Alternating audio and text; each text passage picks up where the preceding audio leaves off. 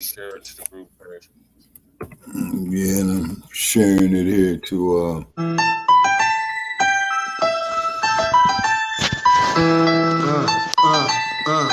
The Democrats don't speak for me. Speak for me. Speak for me. Republicans can't speak for me. Speak for me. Speak for me. A bitch ass nigga can't speak for me. Speak for me. Speak for me. You coon ass niggas can't speak for me. Speak for me. Speak for me. Listen here, this is a fact of life. I be rapping like Nat Turner came back to life. Grab Donald Trump by the pussy, he ain't acting right. I never run from a conflict, I be glad to fight.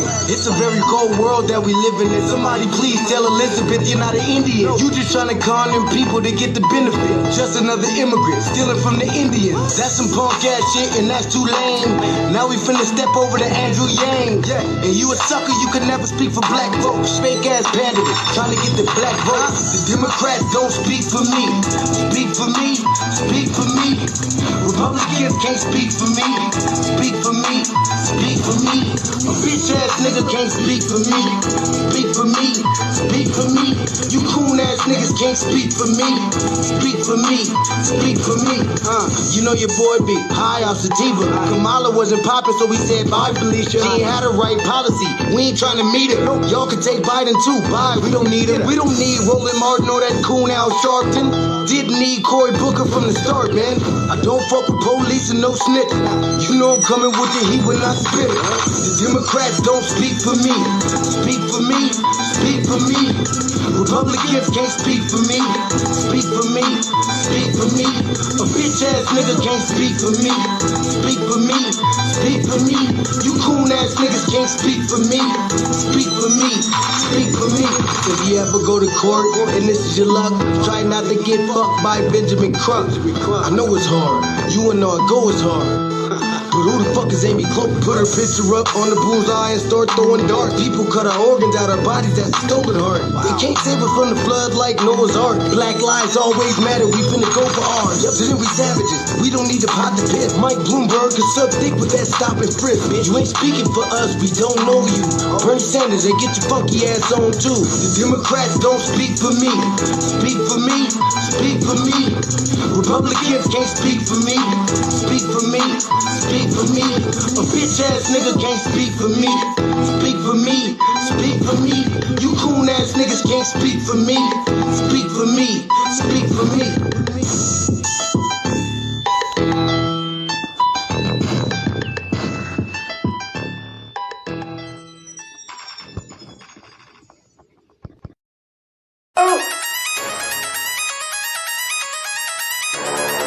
I'm talking about Shawty going crazy. People going crazy in them motherfuckers.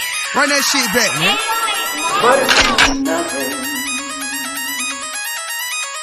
Nothing. Got a woman on the day.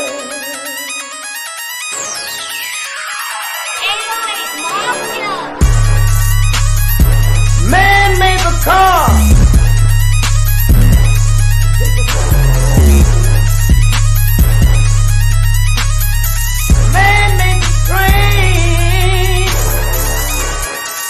Carry the heavy load. Man made the electrolyte to kick us out of the dark. Man made the boat for the water like the 7 Man thinks about a little bit of baby girl and a baby boy. Man make them happy because man make them strong. But after man make everything we can, do you know that man makes money?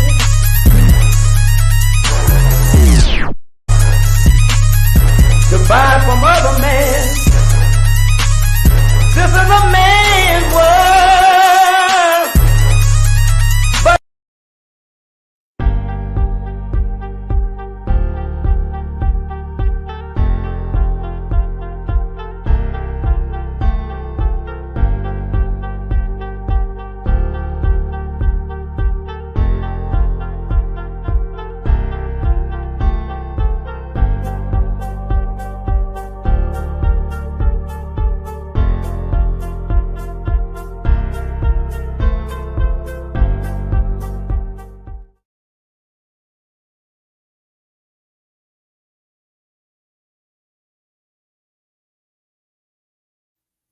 Greetings, Black family. Thank y'all for tuning in to another episode of the Frontline Black News.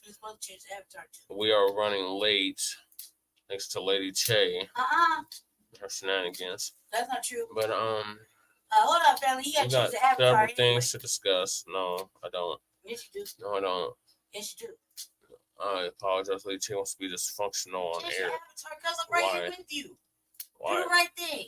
Why she want to be dysfunctional on air? I don't know. Just change it, please, so we could be in the same fucking room together. As simple as that. We already are in the same room together. Well, make it so it looks like there's two people in the same room doing It's clearly two people here. They can clearly hear two voices. Carry on. Stop the dysfunction. There's people Carry watching. On. I can't carry on. Yeah, you talk, Randy, since you got so much to say. Okay. Hey, all right. So we got to welcome back to part 2 of Jesse's long ass show. I don't know what the first topics are. He had this already ready. We're gonna open up the show here shortly. Shabaka just came back out. He's gonna come back right in. We're just waiting on him to show back up. But we lost him in the middle of the opening credits. So that's it.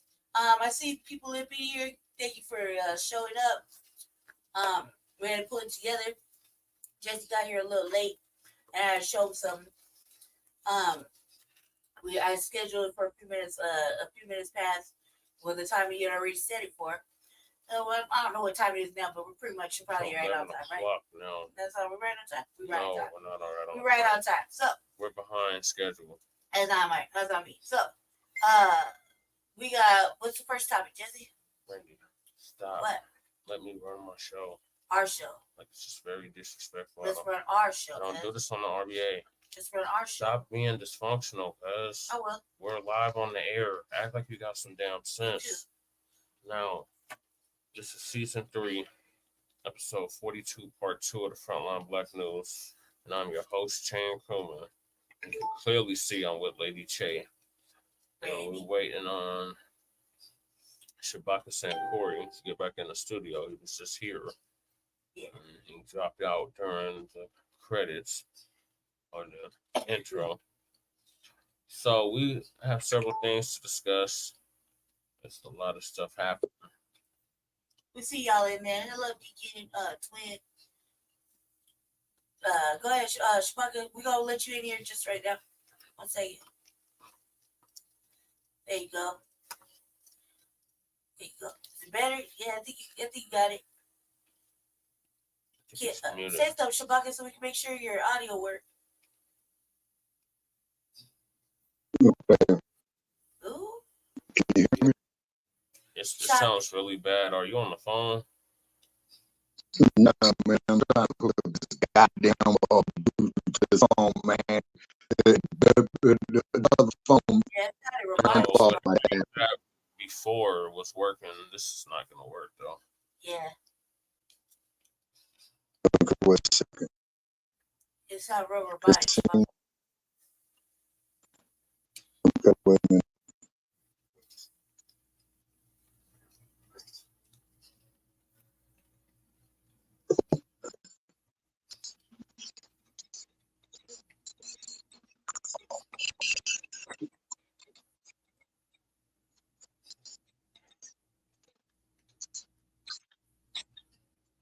I'm trying to find another headset.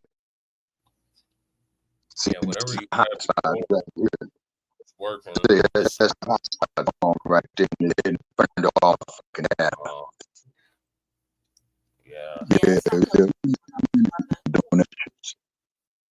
You have to get on the computer, Shabaka. You can't hear you on the phone. No, it was Wi-Fi for the computer. The phone that's dead right now, or the one that's charging? Yeah, well, it's not charging, so resetting. But this is what happened last time. It burned all the damn data. Well,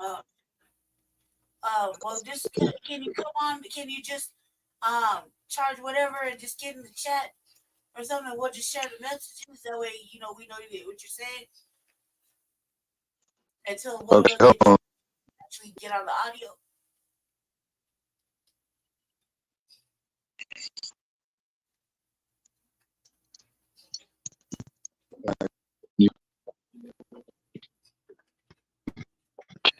now? No, it's still messed up, Shabaka. What's wrong with You sound like a robot. Yeah, it's not really spotted. it? This is them chat thing. Bullshit. You see what I'm saying? And that's all it is. So, computers are free. You got to connect it. So they can set the bullshit. You see? Focus. That's all it is. And they got this goddamn going with this shit, man. Functional, so Not really. Shabaka, I can't understand nothing you're saying. Okay, but no. All right, we're gonna mute you for a minute, Shabaka. Just so you can try to figure out the audio. Just get in the chat. Or whatever you gotta do so we can share. At least till we figure it out. All right, okay. Hear anything you say, like Okay, go ahead, share it.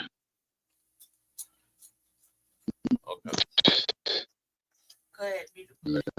Perfect. It was trying to pull it together. Okay.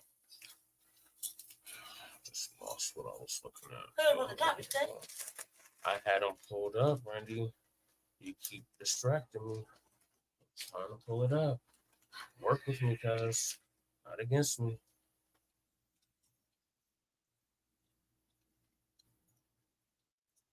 So, the topics we didn't get to last night was the Bricc lady, Roda Osman. She's charged in Houston for allegedly fabricating a story, raising $42,000 on GoFundMe. Shabaka right here. Okay, Shabaka. Yeah. Okay, you sound better. Okay, so No, that's that bullshit. it's still messed up. So fucking up. Yeah, we didn't get it out. Yeah, it's still messed up. Yeah, see. And then wait on this and this die spot right here and see what the fuck it's doing. See Yeah, you just gonna what have I'm saying? Just wait, That's Shabaka. 76%. to just the chat in the meantime, because we're already running behind schedule. Please. All right. Okay. I'll do what I can. Okay. Okay. Okay. Yeah. So let the Okay. work. Then we got Uncle Ben Carson compares Donald Trump to King David. Whoa. Man, there's another thing, man. You know, you guys should hear me. We gotta turn our back on these motherfucking house niggas, man. And we gotta let it be known that these son bitches don't represent us. Yeah. I'm sorry, Shabaka, I gotta mute you. You can't understand nothing you're saying. We can't understand anything you say. You got to fix your audio or get back on the computer or something. But you can't hear anything you're saying. It just sounds really robotic. Well, yeah, we call them that. And then our next topic is Florida Governor Ron DePanties, aka DeSatan, aka DeSantis, ends his 2024 presidential campaign and endorses Donald Trump. What? Dump us inhuman shit. And we want to make that perfectly clear. What? Why did he end it? That's gonna be juicy.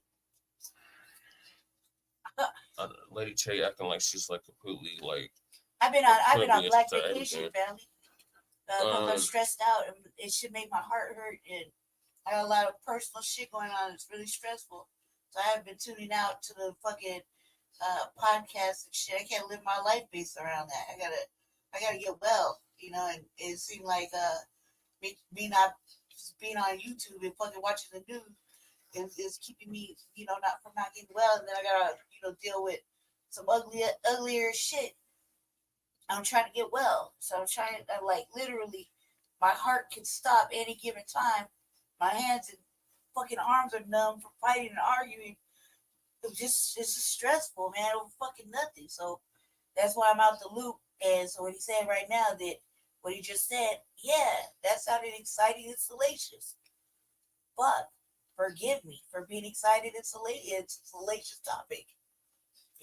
Yeah, it's definitely that. So then we got Ron DePanties declares U.S. is not a racist country. I remember,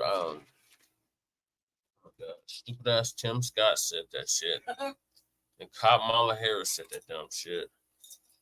And it's one more person that's the stupid shit. Nikki Haley said something to that. And then Roda said some dumb shit like that. Oh yeah, and then Roda. Bibic said some stupid shit like that.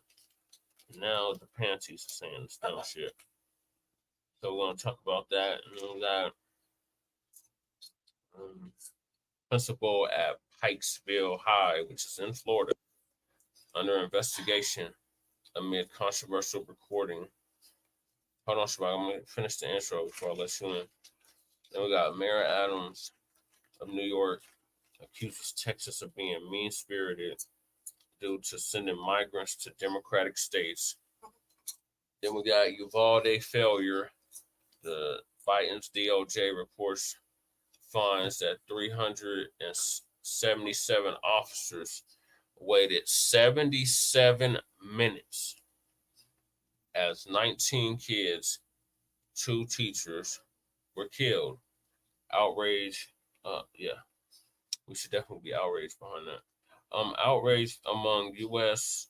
travelers over airport signs suggesting migrants can fly without ID. Then we got Texas authorities arrest migrants at the U.S.-Mexico border park.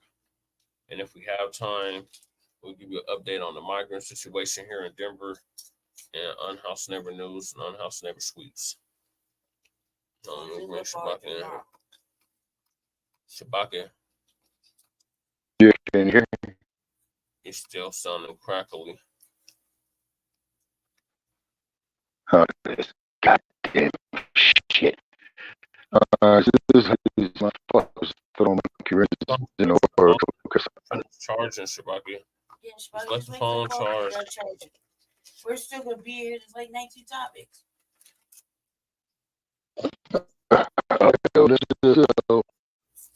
You know, the phone is at 75%. We can't understand nothing you're saying, Shabaka.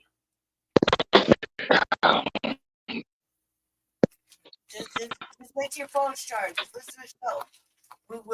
We'll act like you're here and speak like you do.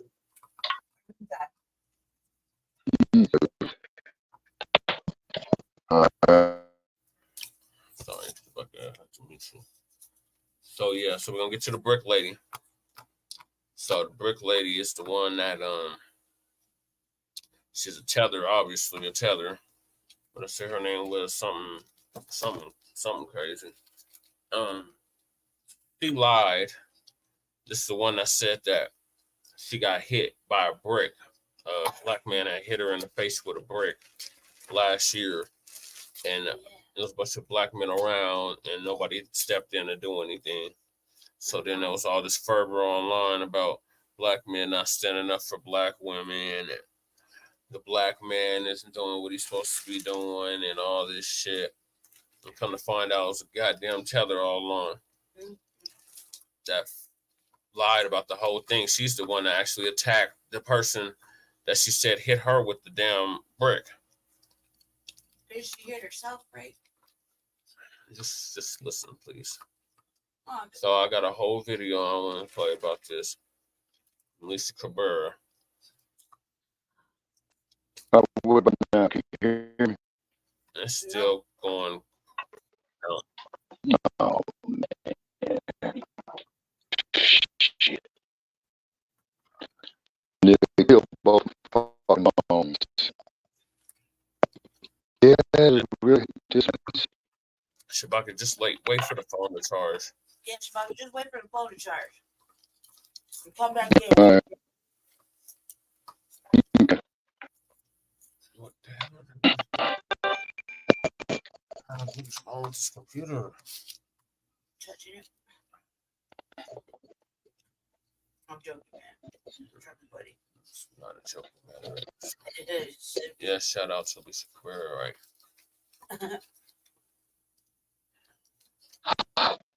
Shabaka, you gotta hang up and just let the phone charge and watch the show from the back. That way we can Okay. then you can proceed. Yeah, Let's see something. stand up. Yeah, Shabaka.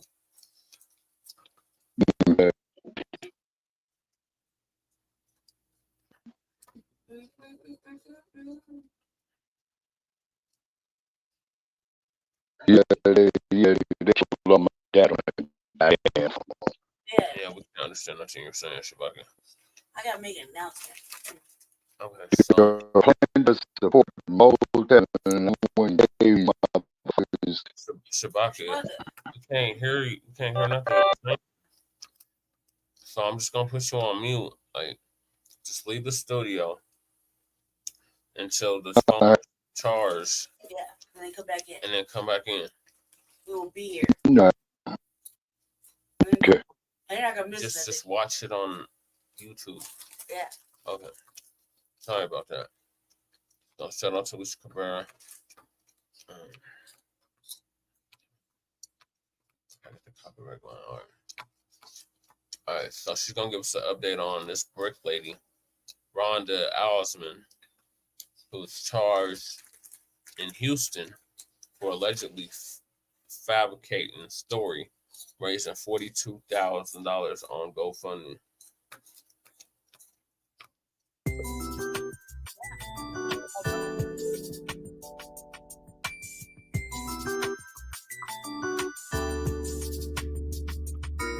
Okay.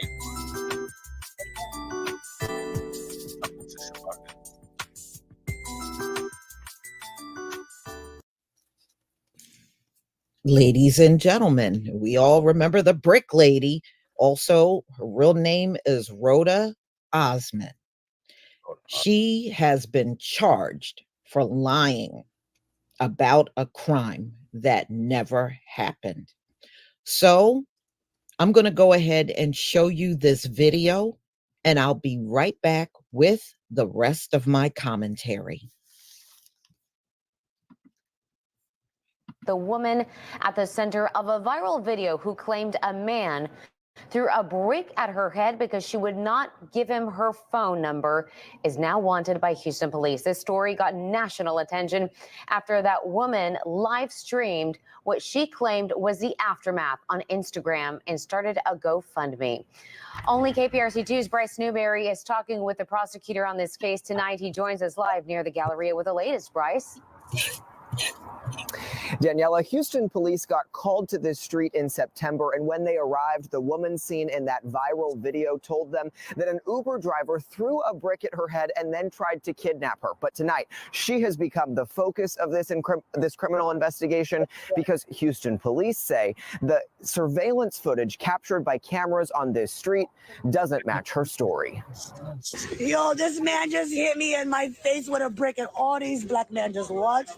This video, with more than 1 million likes on the Shade Room's Instagram page, captured the moments after what appeared to be a brutal attack in West Houston. Y'all gonna let a man hit me in my face? The woman is 33-year-old Roda Osman. What have I ever done to anybody in my life to deserve this? Seen here in tears in a hospital gown. She told the detective that responded that she was hit in the head with a brick after she refused to give her phone number to a guy on the street. And was that verified by any of the evidence that detectives looked at? No, that was not verified. Harris County prosecutor Keith Houston says surveillance videos from that early September morning show Osman hitting a man first. So she's the one she was the aggressor. She was the aggressor, yes. And it was a water bottle that hit her, not a brick? He did have a water bottle in his hand, and we think that's what left the mark. According to court documents, she asked someone else to launch this GoFundMe for her recovery, raising more than $42,000. But as the story went viral, a blogger on TikTok called police, alerting them to this 2020 GoFundMe, which claimed a vicious assault by a security guard in Minneapolis. Detective Thornton verified with Minneapolis police that there was no assault done at that time. It was completely fictional. Prosecutors allege theft by deception and believe she would have received all that money had the campaign not been shut down. The violence that I have suffers, and September 3rd is just unbelievable. I can't even believe I'm here. They try to leave me for dead. In an Instagram story posted Wednesday, Osman addressed those who have doubted her. I actually have things going on in my life. I actually have real ways to make money. I don't have to get a GoFundMe for money. I actually can earn income because I'm actually educated and I actually am talented. And tonight, a spokesperson for GoFundMe telling KPRC2 GoFundMe has zero tolerance for the misuse of our platform. The fundraiser has been removed from the platform. All donors have been refunded, and Roda Osman has been banned from using the platform for any future fundraisers. Osman did not respond when I reached out to her on Instagram this evening. Tonight, she is wanted here in Harris County on that theft charge. Anyone with information on her whereabouts can report that to Houston Police. We're live near the Galleria. I'm Bryce Newberry, KPRC 2 News. Ladies and gentlemen, it's a breaking news story. The Bricc lady that people are referring her to has been charged. Okay, so she has been charged apparently from Houston. And she made up the entire story. And we also know that she raised $42,000 on GoFundMe, and GoFundMe gave all of the funds back to the people that made donations. So a woman who went viral on social media after making claims a man assaulted her with a brick outside of a Houston club is now accused of raising tens of thousands of dollars on GoFundMe, and it was a scam. So Roda Osman is her name, 33 years old. She has been charged with a felony theft by deception. According to charging documents, Osman raised at least $40,000 through a fraudulent GoFundMe page she started in September that claims she was the victim of a similar attack more than 3 years ago. On September 3rd, Houston police officers responded to an aggravated assault incident. They met Osman and her female friend. During the investigation, officers reported that Osman was intoxicated, hostile, and irate. The original police report made at the scene, Osman claimed that she was walking on Schumacher Lane where an unknown man threw a brick at her when she would not give him her phone number, court documents show. She also told police that she had ordered an Uber and believed the brick throwing suspect was an Uber driver. Osman said she got into the car with him where he tried to kidnap her. According to the documents, Osman stated the suspect was involved in human trafficking and had a large group of women in the car with him. Okay, that doesn't even make any sense. Never mind. Never mind. So on September 15th, detectives tried to reach Osman, but the number she provided was her friend's number, who was also at the scene when the incident was reported. The friend said she was not from Houston and went out to several places to drink with Osman, the documents show. She said Osman reportedly called her male friends to come pick them up. When the men arrived, Osman and the friend got into their vehicle, which was a dark color sedan. The woman told investigators that she got into the right front passenger seat and Osman in the back seat with another man. As they were driving, she reportedly heard Osman yell, "Ouch, why you hit me?" but stated that she did not hear an argument before she heard Osman yell. So the friend stated off the record that she did not believe Osman was hit with a brick, according to the charging documents. Now, this is the friend that was with her. The friend told detectives the suspect, who allegedly assaulted Osman, got out of their vehicle, got into another vehicle, and drove off. She said Osman went on live Instagram. So she went on Instagram and she tried to convince Osman to call the police. So instead of calling the police if she was really truly attacked, she went live on Instagram instead. The friend said she did not know the two men she got into the car with and would not be able to positively identify the suspects involved, according to documents. A detective finally made contact with Can you hear me? on September 19th. Yes, we can hear you now. During the phone interview, Osman told the detective that her friend came to town and picked all the clubs they went to that night. They reportedly started at O2 Lounge and then went to Liquid Lounge. Osman said as they left the club, she called an Uber. According to the charging documents, when the dark color sedan pulled up, Osman thought it was the Uber she had called and got inside. Osman told detectives that when the suspect hit her in the face with a brick, she also stated she did her own investigation and found out. Later for the commercial. Fuck the commercial. Fuck the commercial. Fuck the commercial. Fuck the commercial. Fuck the commercial. Fuck the commercial. Subscribe to Frontline Black News. It was a man named Ulan Douglas who assaulted her. When Osman was asked where was the friend at the time, she reportedly became upset and said her friend was far away from her while talking to another guy.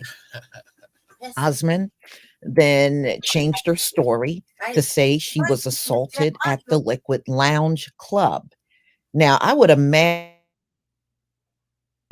clubs would have surveillance because you got so many people coming in and out.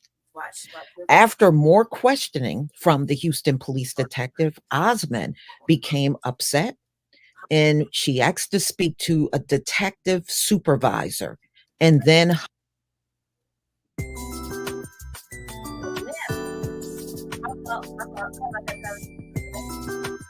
dancing on Douglas while her friend was in the front of the vehicle talking to another man. The video then reportedly show all four people inside the Maserati. The unidentified man got into the driver's seat. The friend got in the front passenger seat. Osman and Douglas entered the back, according to documents. A few minutes later, Douglas was reportedly seen getting out of the back right side, and Osman and her friend also got out. According to the charging documents, Osman and Douglas were in an argument, and Douglas reportedly swung his right hand while holding what appeared to be a plastic bottle and struck Osman in the face. Okay. Detective said Osman then sat in the front passenger seat of the vehicle while Douglas stepped away from her. He reportedly got into the back seat of an Audi A3 that had pulled up. When Osman got out of the vehicle, detectives said the unidentified man who was driving took off. The footage captured the incident. They said what they saw on this footage did not support her story. That Osman recorded statement charging documents show. So, of course, she went viral after posting the incident on Instagram. where she claimed she was assaulted. A GoFundMe account was created and listed Osman as the beneficiary. They raised $42,302 as of October 25th, 2023, according to charging documents. It stated that she was attacked by a black male as she was walking down the street because she declined to give her phone number, the report said. The page read, the woman was hospitalized after the alleged attack, and the alleged incident happened in Houston. She said she was surrounded by men who did absolutely nothing. She said the man got in a car and left the scene after assaulting her, and she is afraid he will never get caught. The viral video linked to the GoFundMe still direct to an Instagram account. The video received more than 1 million likes. So a link for Roda's, which is her name, external injuries, redirect to TikTok, and currently shows the video is unavailable. Well, now it's unavailable. So the GoFundMe account is reportedly frozen after several donors reported the fraud. So Osman also have a criminal history. According to court records, Osman has several prior charges in the Virgin Islands, also in Minnesota, Hennepin County, you know, where Derek Chauvin was a cop. Minnesota, Williamson County, Texas, and Travis County, Texas. So Virgin Island, Minnesota, and Texas. She has charges. Osman is currently on bail for a separate offense on September 22nd, 2023, for felony assault and domestic violence. She was also charged with 2 counts of misdemeanor domestic violence in Steele County, Minnesota. The Harris County District Attorney's Office is asking the court to enter a $50,000 bail on the theft by deception charge she now faces. Good. Good. I hope while she's in there, while she's locked up, that somebody else put a real knot upside her head, causing all this commotion online over a lie. See, people like her, I don't feel sorry, and I hope she gets everything that's coming to her. You know, they need to get her, I hope they get her on more than a misdemeanor. No, she don't need to get off easy for what she did. So y'all, please tell me what you think about this video. Please leave your comment and subscribe.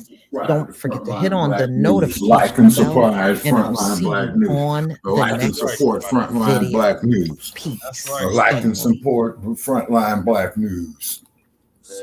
First place, that woman right there is stupid. Okay. Keep in mind that GoFundMe is full of shit anyway. They reported all this back. I bet it's because she lied. She tethered and have a black woman. She can't have no 42 racks. So they was like, fuck that.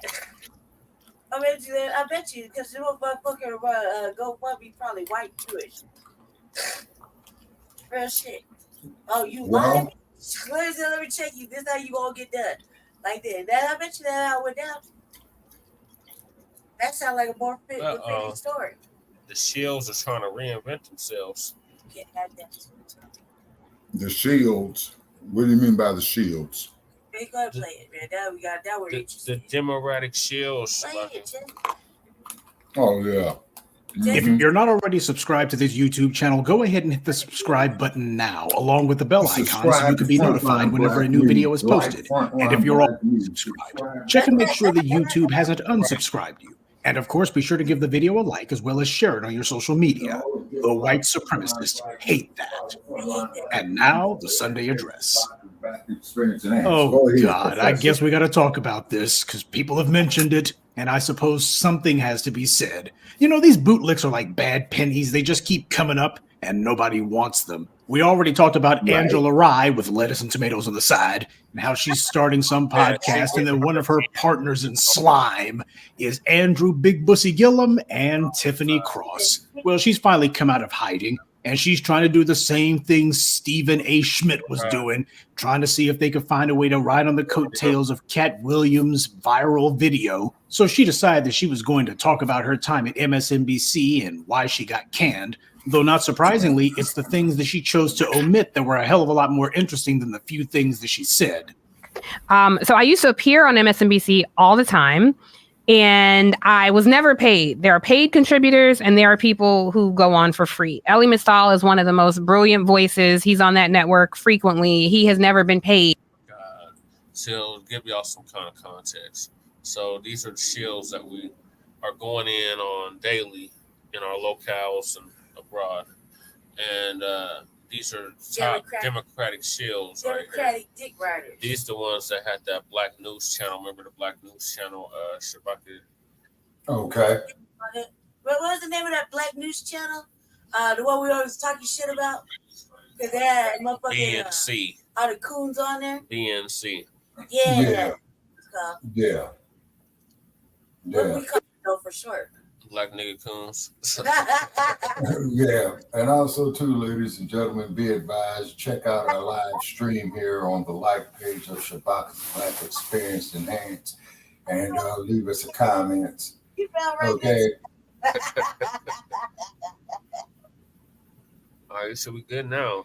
Okay. So these shields, like the Jeff Farts and the Roly Polies, right, are trying to reinvent themselves. And we're not having it. We're like pepper. Yeah, we're not having it. We're throwing monkey wrenches all in. Right. Even the shit you don't think that we remember. Right. And we pulling tags on all you hoes. Yeah. And it's really sad that this stupid person right here. That you can no longer influence the voice of the Black grassroots. Right. Boots on the ground effort here. Right. Tell Jesse. So we got 10 years strong in it. Right. Not to mention our money. Right. That part. Yeah. Enough to fund Qatar. Yeah. Exactly. And then the cold part about it is, Brother Jesse, I'm glad you brought up Qatar. Because these stupid motherfuckers in mainstream media calls it cater. You see how brilliant these motherfuckers is? You know, I'm talking about these punk ass motherfuckers on mainstream media. They call it cater, but the proper name of that nation is Qatar. You see. And so then old Benjamin Netanyahu or whatever, you know, he's escalating the situation. And then to find out, you know, is that a lot of the people over there in the Middle East are against Netanyahu. So there's some fuckery going on right there with all these people. But yet, though, they don't want to cut the goddamn check for us. That's right, Shabaka. So these shields are trying to reinvent themselves. Right, exactly. Not having it. Bro, no. Exactly. Been a coon, you was a coon. So that's the update on that, man. I think I lost the cue. Okay, and then the cold part about it is here's Shabaka's Black Experience and Frontline Black News and the Revolutionary Agenda. You know, we can't even get a motherfucker to donate us $10. And what's the dude who came on our podcast talking about that he's a millionaire and this motherfucker gonna put up $20? Man, they can't stand them fake ass motherfuckers. And later for that raggedy ass broad with her fraudulent ass is because that there makes more. No. Yeah, fuck Jeff Hart too. Yeah, fuck Jeff Hart, man. Old yeah, fuck him. You know what I'm saying? And that motherfucker's welcome to call in. Shit. and whispered in the ear. They all know the numbers, Shabaka. This ain't nothing new. Yeah, they do. Yeah, they do. Yeah, they do. Because they know we putting very clear, very evident. But yeah, because they know we putting their stinking asses on the spot. See, everybody remember. Now, hold on. Everybody remember the movie. They will all okay, be now. Their walking papers. And oh yeah. And pay no attention to the man behind the curtain. Yeah, see. No, that's the Wakunda package. No. Yeah. Your Wakunda package comes with entry pass. Official knows. You and 80 of your motherfucking foolish friends live in one apartment. Yeah. So what do you on the brick? You said to the chamber with her. Yeah, man, she ain't getting no sympathy from me, man. You know, she's out there running game and got caught up in her bullshit. I ain't got no sympathy for no stupid motherfucker like that, man.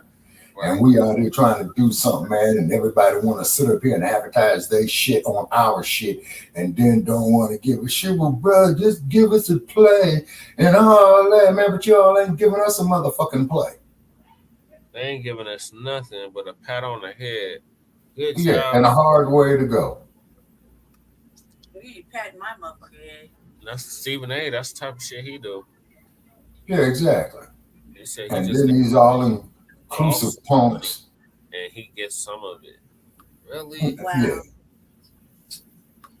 Well, that motherfucker must have been paid quite handsomely, you know, for what he did get, because how the hell is he producing this shit? Ask yourself that, black family. So that trick is getting paid somewhere, somehow. You know, but like the professor says, you got all these bootlicks out here that get paid for bootlicking. They get paid for yassa bossing, ass scratching, you know, being homie kind of niggas. You know what I'm saying? Homely trifling ass niggas. Yeah, trifling.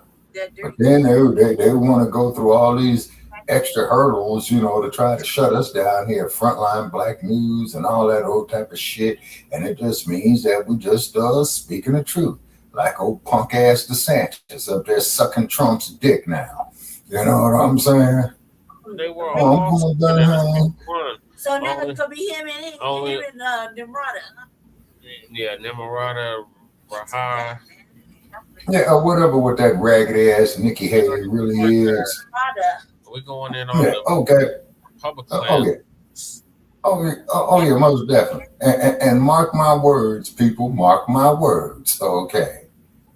Dump is going to be selected as the Republican candidate. And when we say the dump, we mean that as in human shit. And we want to make that perfectly clear. Okay, DeSantis is going to be his vice president. Then they're going to get old Nimrata, Shadabata, or whatever what that raggedy ass tramp is, and they're going to make her the attorney general. That's the hell, black family, that's getting ready to come our way. So you got 3 avid racists who are going to be in key positions of power to fuck us up. The daughter of Nimrod. Whatever. Mm-hmm. I'm glad she finally decided to stop sliding on her whiteness. She's brown now. Of course she was. She was told if you're brown, you stick around. Of course she was. Yeah, exactly. As well, she said, if you black, what do you do? Get back. Yeah, exactly. Now, one thing I hate to have to say, this is one thing I hate to have to say. So all my haters out there, this is the only time you're going to see Shabaka eat some crow. Okay. That never happened. Who? Wait a minute. Who's worse? That would never happen. I think that Nikki Haley is worser than Candace Owens. Mm-hmm. So they both, they both tell you. Oh, they both. Yeah, I mean, I'll say this: Candace Owens lost the black card a long time ago.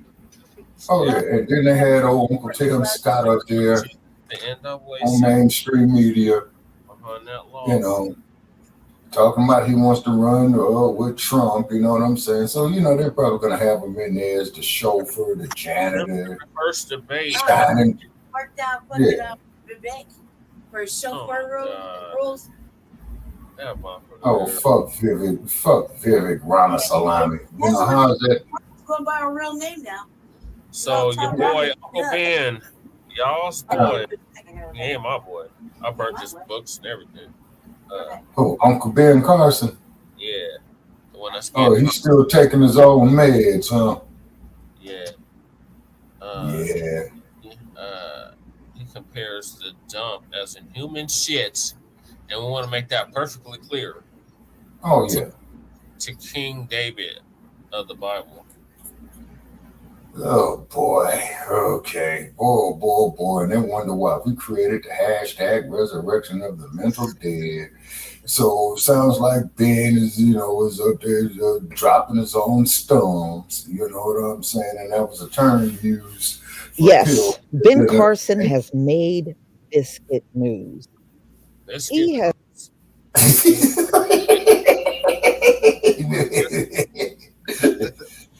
Yeah, we hijacking that line. Motherfuckers hijack our shit. Fuck it, we hijacking that. Biscuit news. All right. Biscuit news, just for you coons. Yes, sir. Hell, that's going to be the subject of Shabaka's, the next episode of Shabaka's Black Expansion Ants on Blog Talk, Biscuit News. Yeah, that's what you get, crumbs from master's table. Mm-hmm. And that white supremacy always breaks its tools. So there's no retirement plan in Coonan. No, sir. No, sir. So I'm going to let Lisa give us an update on this dumb shit. Okay, and Lisa, please come share out and our said episodes. Donald Trump is like King David. There is no politician. In fact, there is no man that you're looking at on this planet that compares to a King David, especially Donald Trump. Ben Carson is known for the outlandish things that he says. Mm-hmm. Yeah, he's taking his own am I shit. surprised? No, he must be angling for a cabinet position, y'all. He must think if Donald Trump get in there, I need to get on his good graces so I can get me another position in the Trump administration. That pill popping. I'll tell you, he is laying on the butter biscuits real thick, y'all.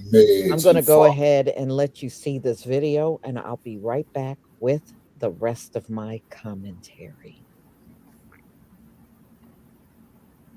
Carson. I mean, maybe it does honestly explain a little bit why Donald Trump is kind of romping through the Republican primary right now, because it seems like this is how a lot of his supporters may think of him. Here is Ben Carson. I'm not even going to explain it. Just watch it. Well, you think, and King David, most of those people probably, if they were alive back in those days, would have said, "Oh, what a horrible guy." The episode with Bathsheba and some of the other things that he did. And yet he was a man after God's own heart. God uses different people for different times. You need somebody with a Manhattan business type of personality to deal with the administrative state. When he's not being attacked, he's a wonderful person. Everybody, I think, would love him. For the record, you're comparing him to King David, and that worked out well. There's another King David, right? I don't know about him, King, but certainly he has some policies that are very worthwhile. So Farnoosh. Neil Cavuto is looking on at him his like, own shit, King David, his really? own medications. He's prescribing. Yeah, the motherfuckers on, man. Ben Carson's on the dope, man.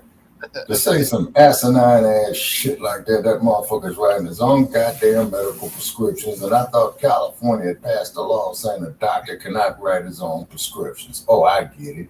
He'll go to his homie, to have him write him a prescription, and he'd write his other fucked up homie another prescription. No wonder people are getting all fucked off with these operations and shit like that. Sons of bitches is on dope. They prescribing their own shit. They have to be. That's speculation, to be official, because, I'm cleaning up my act a little bit, got me under heavy scrutiny on Facebook and all that old type of shit right there. And, you know, these motherfuckers here hate this truth. You know what I'm saying? They hated that we don't kiss ass. Sorry. Shit stinks. Okay? I'm not going to stick my nose in some shit willfully. You see what I mean? I'm not going to do it, man. I'm sorry, y'all. I can't do it. See, a motherfucker don't get to be my age, man, you know, sticking his nose up somebody's ass, man. Fuck that. Which is utterly, utterly disgusting and unsanitary. You know, it's like these motherfucking men talking about they having menstrual cycles. Hold that, because we gotta get through this. All right. So I mean, I guess it's not Jesus Christ. So he could have gone that far. But like when I talk to people when I was on the ground in Iowa, you know, so many of them who are religious, like I don't know that there's a reason why Ben Carson's like, yeah, you think about the Bible, think about King David, think about Donald Trump. Like, what is going on? I mean, I don't think you need to go that far outside of Washington. If you listen to Speaker Mike Johnson, a very, religious-minded person, he also was asked today if Biden's presidency is God's will, and if he would be reelected by a reporter, and he mentioned that God is working to give us a better option in the new year and in the election. So I mean, it is really interesting, the continuous ties. I think he's maybe one of the most least religious presidents we've had. Corinthians referred to at one point. Like, yeah, I mean, yeah. I mean, if you look at, if you compare him with Biden, just his rival right now. I mean, Biden is an extremely more personally religious man, but but there are not these comparisons. Okay, what's your question? Okay, now when I was sitting in college, Brother Paris, and I was studying political science, and we was talking about one of the most hypocritical documents ever produced in mankind, called the U.S. Constitution. Didn't it say that there's supposed to be a separation of church and state? Yeah, it was supposed to be. But you can clearly see that, that on paper, not in reality. No, the church and the politics is all involved. It's all Okay, that sounds about right. Okay, I was just double checking. You know what I'm saying? Because with me being an old bastard right now, senility might be setting in and what have you, and things of this nature right here. But my advice to Ben Carson is go take him some more of his own dope. You know what I'm saying? Have his homies write him another prescription. And as far as I'm concerned, that motherfucking go OD somewhere. Fuck Ben Carson. Shit, fuck Ben Carson. I agree. I had his books and I burnt them. Okay. So, oh yeah. Yeah. Oh yeah. And Ben Carson, and then there's some kumbaya shit with Ben Carson, even his own kumbaya years, when that motherfucker got up there and said that shit, that the slaves that came here, that they were in search of the American dream and searching for opportunity, you know what I'm saying? And even his co-ass scratches and kumbaya artists say, no, man, we can't endorse that bullshit. He's making all them tricks look bad. You know what I'm saying? And it really is. And it's really, really, really, really is very, very sad, Black family. See, and we are better than this. See, we are better than this. We've been through hell. We've been through a lot. You know what I'm saying? Look at the fine example that Dr. King had laid when he said toward the end of his life that was unjustly taken, when he said, I have led our people into a burning house with integration. Now, I admire a man, who realized that he made such an error. That was a very, very grave error. But the thing is, I think that Dr. King's heart was in the right place. But, reality, came and got him. You see what I'm saying? And, these sycophants that you got out there for the dump as in human shit, oh my God, I'm so glad that I got fewer tomorrows than yesterdays. Because I'm going to tell you something, Black Youth. what you guys getting ready to have to go through, man, man, I'm praying, man, that you all win, number one. I'm praying that you all win. And I'm also praying that we stop killing each other, is because you see, that fellow brother that you killing is coming down to the point that's going to be another soldier that you're going to need to watch your back, because these migrants, you know, and as you tell me, Brother Che, that they knocking on people's door asking for money, man, I wish one of them motherfuckers would come knock on my goddamn door. Oh, you got money, I'm a migrant. You got money, I need money. Hey, man, you're going to have my foot up your ass, man, and this cane that I'm using, the stand up what's left of my old ass, I'm going to be bashing it upside your head because I'm going to treat it as a fucking robbery. How dare a motherfucker go knock up on a complete stranger's door asking for some fucking money? C-19 ambassadors. Yeah, we just were adamant. You come knock on our motherfucking door, you get the hands, boots, feet. No, I'm going to treat it as an attempted robbery. Motherfucker, I don't know you.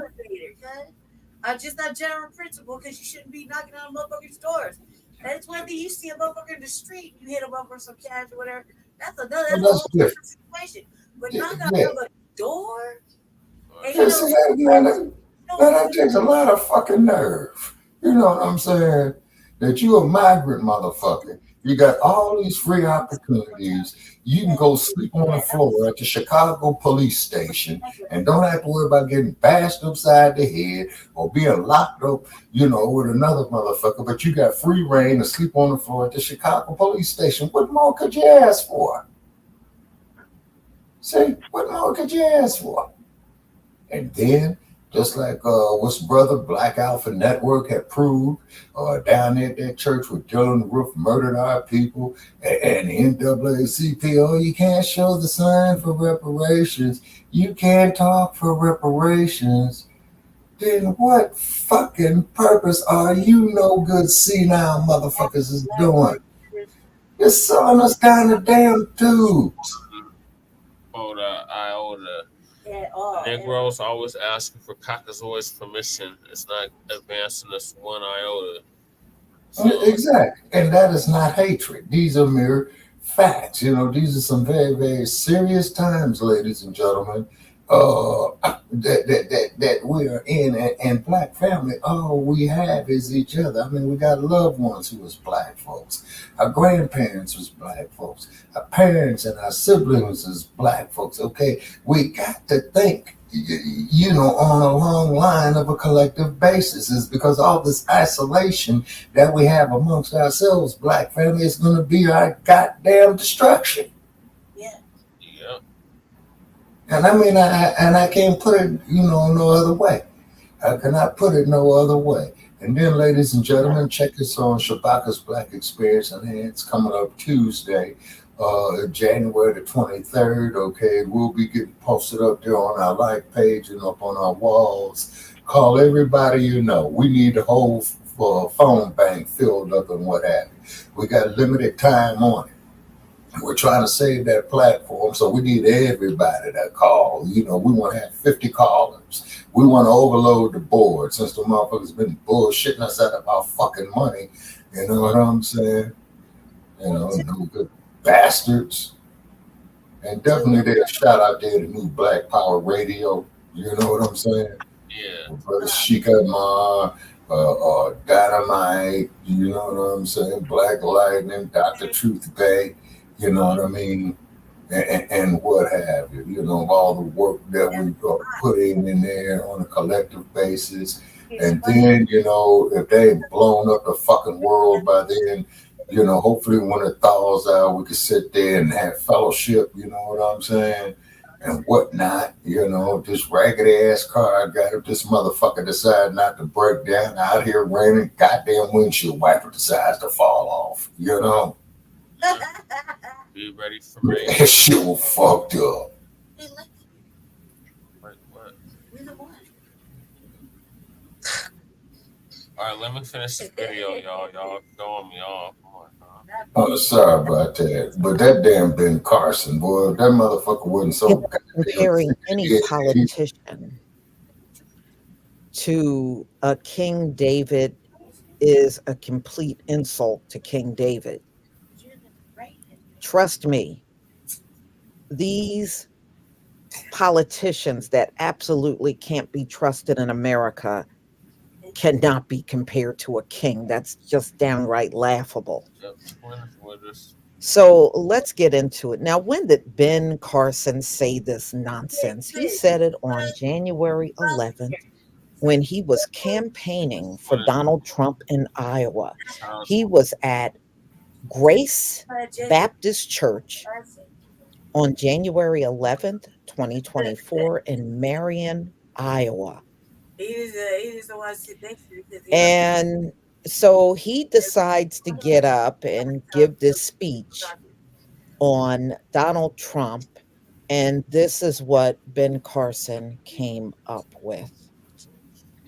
So he also interviewed on Fox News and he compared President Donald Trump to King David, King of Israel.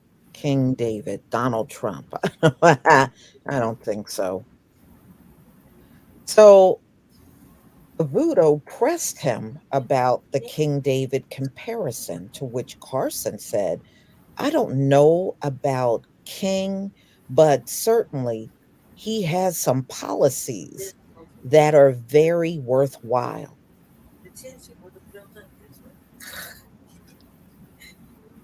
Okay. I'm not getting this at all, y'all. For anyone following Carson's presidential run, but his subsequent appointment to Trump's cabinet, none of this is particularly new. He has a knack for spontaneously bursting into the most incomprehensible game of Mad Libs at any second. The famed neurosurgeon once compared believing in the separation of church and state to schizophrenia. So bringing the Bible into politics is not the craziest thing he's ever done. The motherfucker taking his own medication. No, that's not the craziest thing he's ever done. The craziest thing that he's done is compare Donald Trump to King David. like the two are remotely the same. If you crack open the Bible, these men are nothing alike. Absolutely nothing alike. So, he goes on to say that the twice impeached Donald Trump was a very good president. And we know Donald Trump won in Iowa on January 15th. And he is the current leader as far as the 2024 presidential race. So, the motherfucker's gonna buy an election again. Don't you get Donald it? Trump, Carson. In the case of Donald Trump, sometimes he says things that irritate people, he said, but you have to look at his policies. Carson went on to note that the evangelicals originally did not support Trump, but now support him due to his judicial appointments. Well, yeah, one thing watching the videos, especially on these white ministers with these big mega churches, yeah, they incorporate a lot of politics into their sermons, and it's okay. Not very inspiring as far as I'm concerned, but I'm not a white evangelical. So anyway, so those are the kind of things that people need to watch for, he added. This is what Carson said. And that's why Americans recognize that he was a very good president. So he goes on to say, think about the Bible and King David. Most of those people probably, if they were alive back in those days, would have said, oh, what a horrible guy. The episode of Bathsheba and some of the other things that he did. And yet he was a man after God's own heart. Yeah, but Donald Trump don't compare to that. The whole damn podcast. He still doesn't. He still doesn't compare to a King David. With a clip on. So, I guess Ben Carson is just being himself. If he's not out there saying something crazy, he probably wouldn't know what to do with himself. So Ben Carson gets the butter biscuit for today. And he made biscuit news. And I'm sure he's going to make it plenty more times before it's all said and done. All right, y'all. So this concludes my second episode of Biscuit News.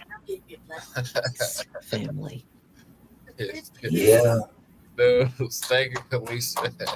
Yeah, that was beautiful. I give it to the sister. Biscuit News. Well, I'm hijacking that line. Yeah, Lisa, I'm sure as much as we show you on here, you wouldn't mind us hijacking your line, now would you, Lisa? Biscuit News. My. If it wasn't so sad, it'd be laughable. Yeah. And this is why, ladies and gentlemen, here at Frontline Black News, we created the hashtag Resurrection of the Mental Dead. And what Lisa Cabrera just explained right there, ladies and gentlemen, was one brain dead motherfucker. No, it's DePanties. Okay. Yeah. Now, the thing is about DePanties, if I may say, Brother Che, I'm sorry, I didn't mean to interrupt. One thing I would say about DePanties, okay, he's a kiss ass. He's full of shit. His action today proved it, you know what I'm saying? So he's fucking for promotion. It up. All right. I can't wait. I don't know what's happening, so you don't ruin it for me. I'll find out right now. It's like going to the movies. Did you see the movie before me? I gotta wait. Don't ruin it for me. I didn't see him do it. I can't believe the hype. Yeah, so moving right along. We are heading to right now, Shabbat. Now we're into DePanties, otherwise known as the Satan. Because he wears women's pants. Oh, yeah. Oh, and yeah. White boots, white bitch boots. Yeah, go dance. Yeah. Great boot style. Yeah. So he's up there, being a sycophant for Trump, like we all knew, which is a fancy ass term of saying a kiss ass. Okay. And then who knows what other diabolical motherfuckers he might have appointed to his dump, because it sure as shit stinks, ladies and gentlemen. Okay, just like what they were saying at Black Alpha News. Okay, when they went there, to the church, we're dealing with killed our people. And those who are running that meeting are sitting up there saying, no, you can't say reparations. You can't say reparations. You can't demand reparations. Well, the whole goddamn United States is a gross national product that benefited off that shit ever since this motherfucker's been a country. But you can't say it. So much for freedom of speech. Okay. And then,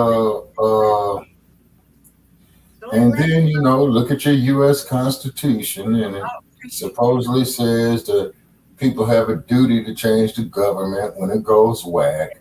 Now, you got a raggedy ass doctor, a brain surgeon,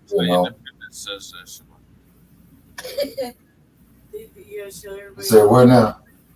The Declaration of Independence says that, not the Yes. Oh, okay, I stand correct. I know it's one of them hypocritical documents, you know what I'm saying? And as far as black people is concerned, ladies and gentlemen, the only thing we could do with the Declaration of Independence and the Bill of Rights is to wipe our ass with it. And I'm sorry I have to say that. And I'm sorry to say that. Because with all these, with these political nightmares that you got coming up, that's been happening here, ladies and gentlemen, ever since after Slick Willie left office. First you had W, I can tell which I needed more. Like monitors TV, because sometimes you gotta make the hard decision. And it'd be like one of those, what are you gonna do? Use your head or use the Constitution? Well, I guess you gotta use the Constitution. Choice gotta be made. It's not really a hard decision. It's just, fuck it. Yeah. Ron DeSantis The Patriots did one to two things. The first thing is he declared that the United States is not a racist country. First lie.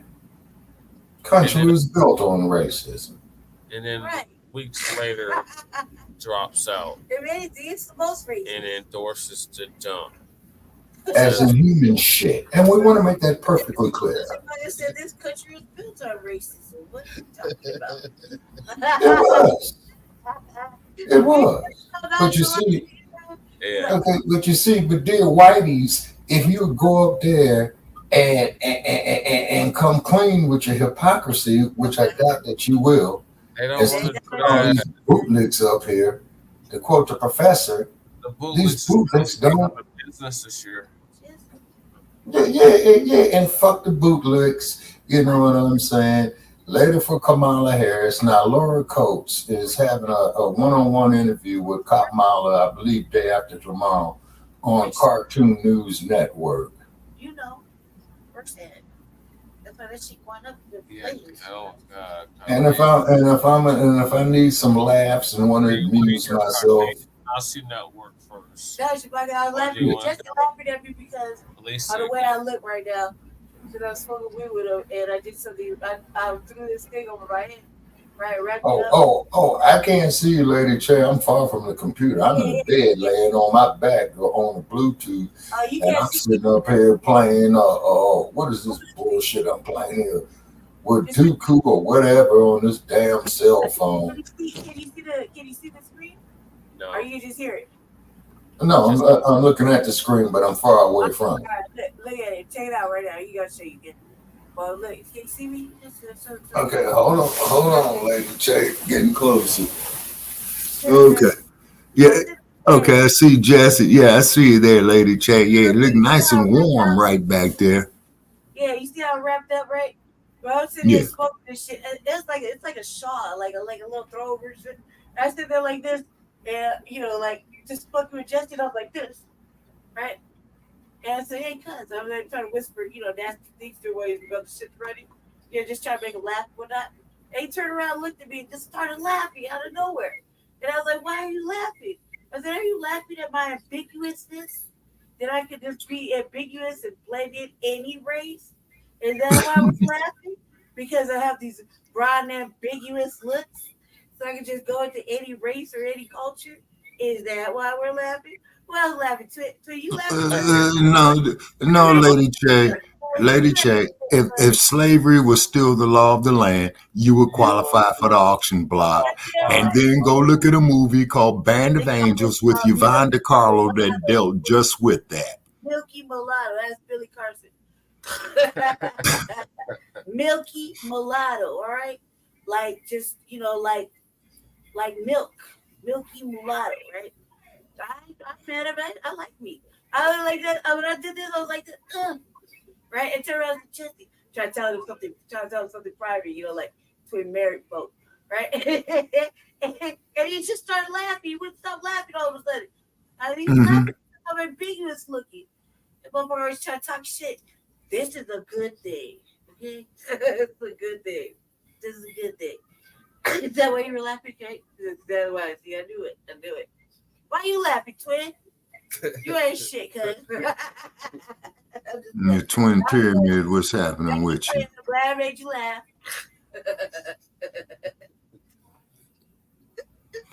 And then, okay, now, okay, hold on, Brother Che. I'm looking over here on the right side of your YouTube page. You're on YouTube Premium. Oh, shit. And you got right here, Ron DeSantis declares U.S. not a racist country. Okay. Oh, that's Lisa Cabrera. Okay.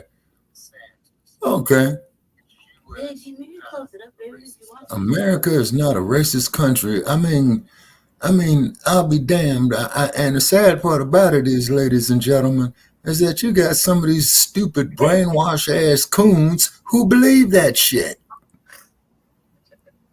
That's what's sad. And then, to make matters worse, Oh, Biden goes down there while people were murdered at down there, and what was that, Charleston, South Carolina? And then our man over there at Black Alpha Network, you know, he had his crew down there, boots on the ground, and they're asking about reparations, and what the NAACP said, oh, you can't ask that. Oh, no, no, we don't need no reparations. I mean, what motherfucker in his right mind? Now, hold on, ladies and gentlemen. You have to ask yourself this question. What motherfucker in his right mind is going to go work out there from sunup to sundown saying that he does not deserve to get paid? A slave. Exactly. I mean, ladies and gentlemen, it doesn't add up. This is a motherfucker telling you that 2 + 2 = 5. He's telling you that 1 + 1 = 3. He's telling you that 3 + 3 = 1. It's an insult to our fucking intelligence, black family. We have to wake ourselves up from this dumb shit. We got to turn our backs on Ben Carson's and Tim Scott motherfuckers and let it be known that these motherfuckers do not represent us. Dumb. Man, I saw that shit Period. certified in the church, and these motherfuckers just sat there and looked at him. I was like, I was surprised he didn't do what I would have did. But like, hey, you just gonna fit there? You gonna let him kick me out, huh? Oh my, I've been talking shit all the way out. And you know you gotta leave the church sometime. I'm gonna be out here real loud. Get out the way, bitch. Like, hey, don't grab me up, motherfucking cool, cuz. Hey, don't touch me with your tongue, man. Who you gonna call him? I bet you got him on speed dial, right? Fuck you, Clyburn. Yeah, he's disgusting. That's what like they don't let Brandy go nowhere, right? And like Brandy ain't act that yet. Because the right time it really happened. And every time I get remotely active, they censor it and mute a motherfucker and electricity go out and duck out of that shit. Remember when that motherfucking I told Tay his butt broken? Yeah. And Jeff Fart muted you. I mean, he muted me and it took the camera off and he wouldn't let me talk anymore after that. Well, that's because he can't stand, this heat. You see what I'm saying? They hate undisputed truth. Your butt broken. Oh shit! It's Adolf Caesar's birthday. Okay, well, happy birthday to the brother. Oh no, we already passed it. So. Yes. Okay.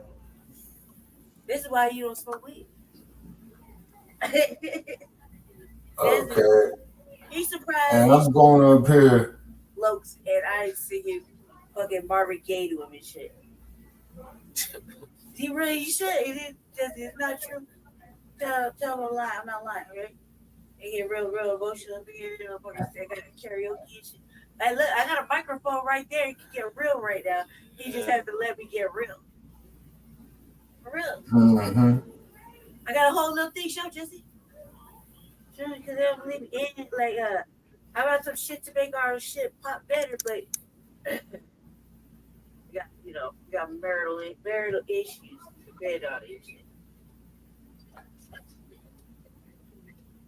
Yeah, I got you, Baga. Where you take our Okay, and then also too, ladies and gentlemen. Though the dog like to sing, so she like to sing a lot. How does it? Can you see us about her? Can you see it? Yeah, I'm here. Yeah, I'm here. Can you see the microphone? Let's see. Okay, hold on, Lady J. Because I can't use the other phone because I'm using that there for the hotspot. Okay, let's see. Okay, now I'm up on the screen now. You see the microphone? Yeah. Yeah. Where'd y'all get that at? I got for because somebody do love me. Oh, I got for the holidays, right? Because we're gonna take the RBA to a new level, but I also have some other shit in the works with some other people. But since we talk about frontline black dudes and Spark's black experience, enhanced monetizing. Yeah, right. Yeah, because we got to get paid. And keep in mind, folks, before I check out, I would like to have some type of fun, Jones, before I check out. Before I, before I go on here and retire, which is at an indeterminable time. But however, I will make an announcement, you know what I'm saying? And you could best believe I'm not going to wait till I get to Biden's age falling upstairs and shitting on myself and stuff like that. No, I mean, that was disgusting. Last year, they showing dude walking across the White House lawn with shit in the back of his pants. Can you see that shit right here? Okay, let me see. Hold it up. Oh, okay. Oh, all righty. Yeah, that deal was Kevin Barnes was saying to get. Yeah, I got one of those. I forgot what it's called, but that's for the sound effects and laugh tracks and stuff like that. Okay, yeah. So it looked like you got evolution right there. For a studio. You know what I'm saying? A bona fide studio, and keep in mind we are way overdue to get to that level. We've been out here, and motherfuckers who've been out here, man, less than we have by 2 years is up here making money off of bullshit. And I ain't gonna say no names, but we up here trying to make money off the real. So that's why I mean? That happened, Shabaka, so that we can do that. Like when I be taking, like when I say I would take over real quick and I do it all like that real fast, because I actually, for some odd reason, I don't know, it's not just because I'm cocky and arrogant, but it's just I'm just good at certain things, right? Not good at everything, but some things the doll is actually really fucking good at, and just has a natural talent for, right? So when I take over the shows real fast and everything's rolling smooth, and it just take me a couple minutes, it's not because I'm doing it on purpose, not arrogance. It's just I just have a natural little gift for certain things, right?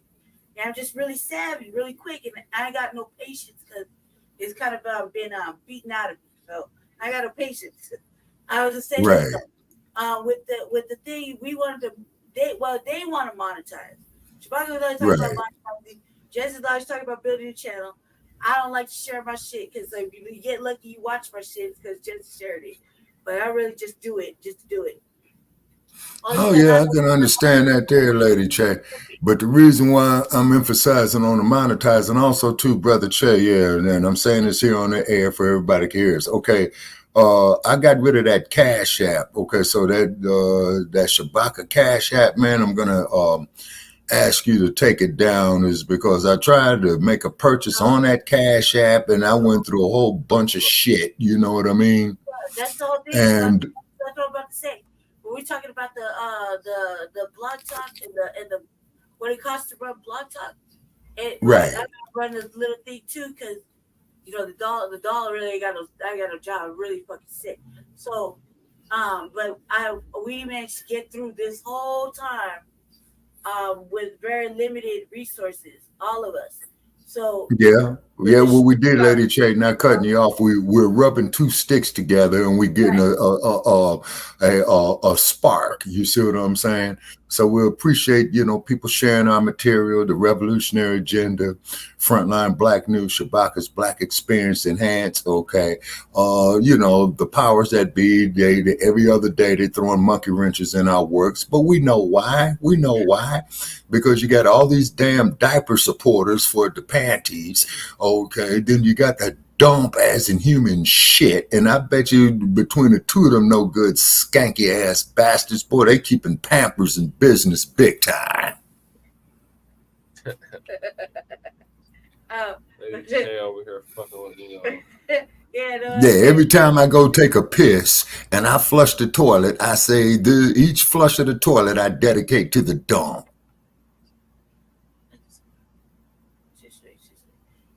They need to get some sound effects for that one. Each time we mention that rascal's name, flush the toilet. I downloaded. Well, I didn't download, but I got a little app thing, and I was trying to show Jesse. That's why I was running late. Jesse was at marital arguing and whatnot. But ma'am. Only thing I can say about that is this. Okay, only thing I got to say about that is that.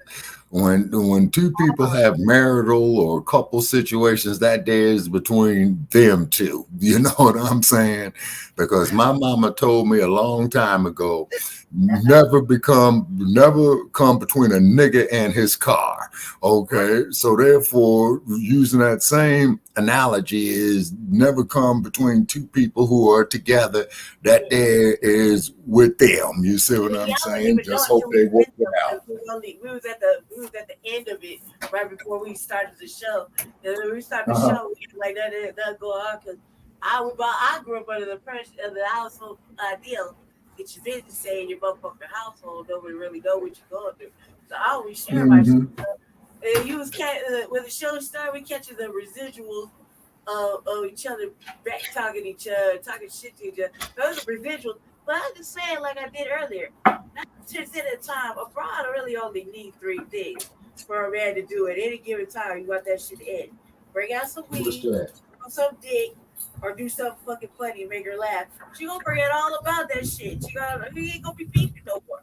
It's gonna be 1 of 3 things that'll fix that whole little this 3-week dysfunction that'll be going on.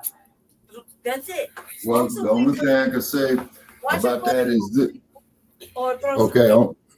Only thing I can say about that there, Lady Chair, is that my significant other passed away going on 19 years, and it still hurts to this day. Well, it hurts. You see, so 19 years. Yeah, 19 years. Inconsolable. Without Lady Chair. Yeah. Motherfucking Lady Chair be making it fucking pop out here, right? Like, what are you gonna do? What would y'all do if I wasn't president on the show? And Jersey really ready to kick rocks? What would you do? How would the show really be? It would be a sad state of affairs. Well, pretty much, Lady Chair. Well, Lady Chair, if it wasn't for you, our whole network, Frontline Black News Network. Okay, since we have the revolutionary agenda, Frontline Black News, and Shabaka's Black Experience at hand, see, we got a network, okay? Just keep fanning the flame. And all I ask before I get kicked off the planet due to natural causes or accidentally shot by a police officer or hit by a bolt of lightning, you know what I'm saying? Keep it going. Then at least that way I know I can go to the ancestors with my head held high, relating the truth that I've lived through. You see what I'm saying? Now keep in mind, people, I'm not the most brilliant motherfucker out there that it is. You know what I'm saying? And if I make some errors, feel free to inbox me and what have you. But if you're a racist white supremacist, I'm not arguing with you people no more. Family, it's good to see everybody here. How you doing, Damn, True Royal, Tareen? I see y'all out there. Good to see everybody. We're going to talk about old Ron DeSatan. Yes, Satan is back in the news. Yes, he is. And we're going to talk about his devilish ass. Let me pull this out. So he is now trying to parrot Nimrata. Yes, Nimrata. Yeah. Grand Hawa. Yeah, he's trying to parrot her and say that this is not a racist country, but he's down there in Florida trying to wipe out all of Black history. He don't want none of it taught. Getting rid of all DEI and all colleges and universities down there in Florida. And people that were involved in that are now getting fired from their jobs if they were part of DEI. Oh, yeah. If he can wipe us out of the history, he'll be more than happy to do it. Right. So he's now another one that is saying that this is not a racist country and he himself is a racist. Okay, he's absolutely. Running. So once again, he's shitting on us, telling us it's snow, and pissing on us and telling us it's rain. And there are many in Florida that still blame him for that Dollar Tree shooting that took place, that mass shooting. I wouldn't be surprised. If you remember when he went out to talk to the councilwoman in that area of Jacksonville, he got booed and heckled. People didn't want to see him, and they even said they did not want to see him. They had that command me that was like, I get the gifts. Let him talk. He brought us gifts. You know, I don't know about y'all, but I like gifts. You gonna let him give us some gifts, and you let him say what he gotta say. Just shh. Just be quiet. Let the man talk. Go ahead, Governor. That's what she did, y'all. No, Lady Check. I gotta throw a flag on that one there, Lady Check. I don't recognize that racist ass sack of shit, the governor nut.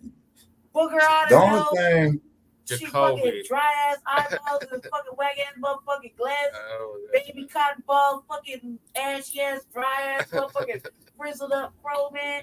Every time you tell just let yourself. Tell him let his hair out. All that shit he got out of his head, right? To whisper to see him. But then you had to break that broad up. She was like, well, you know, I don't like me. We're gonna take the gifts now.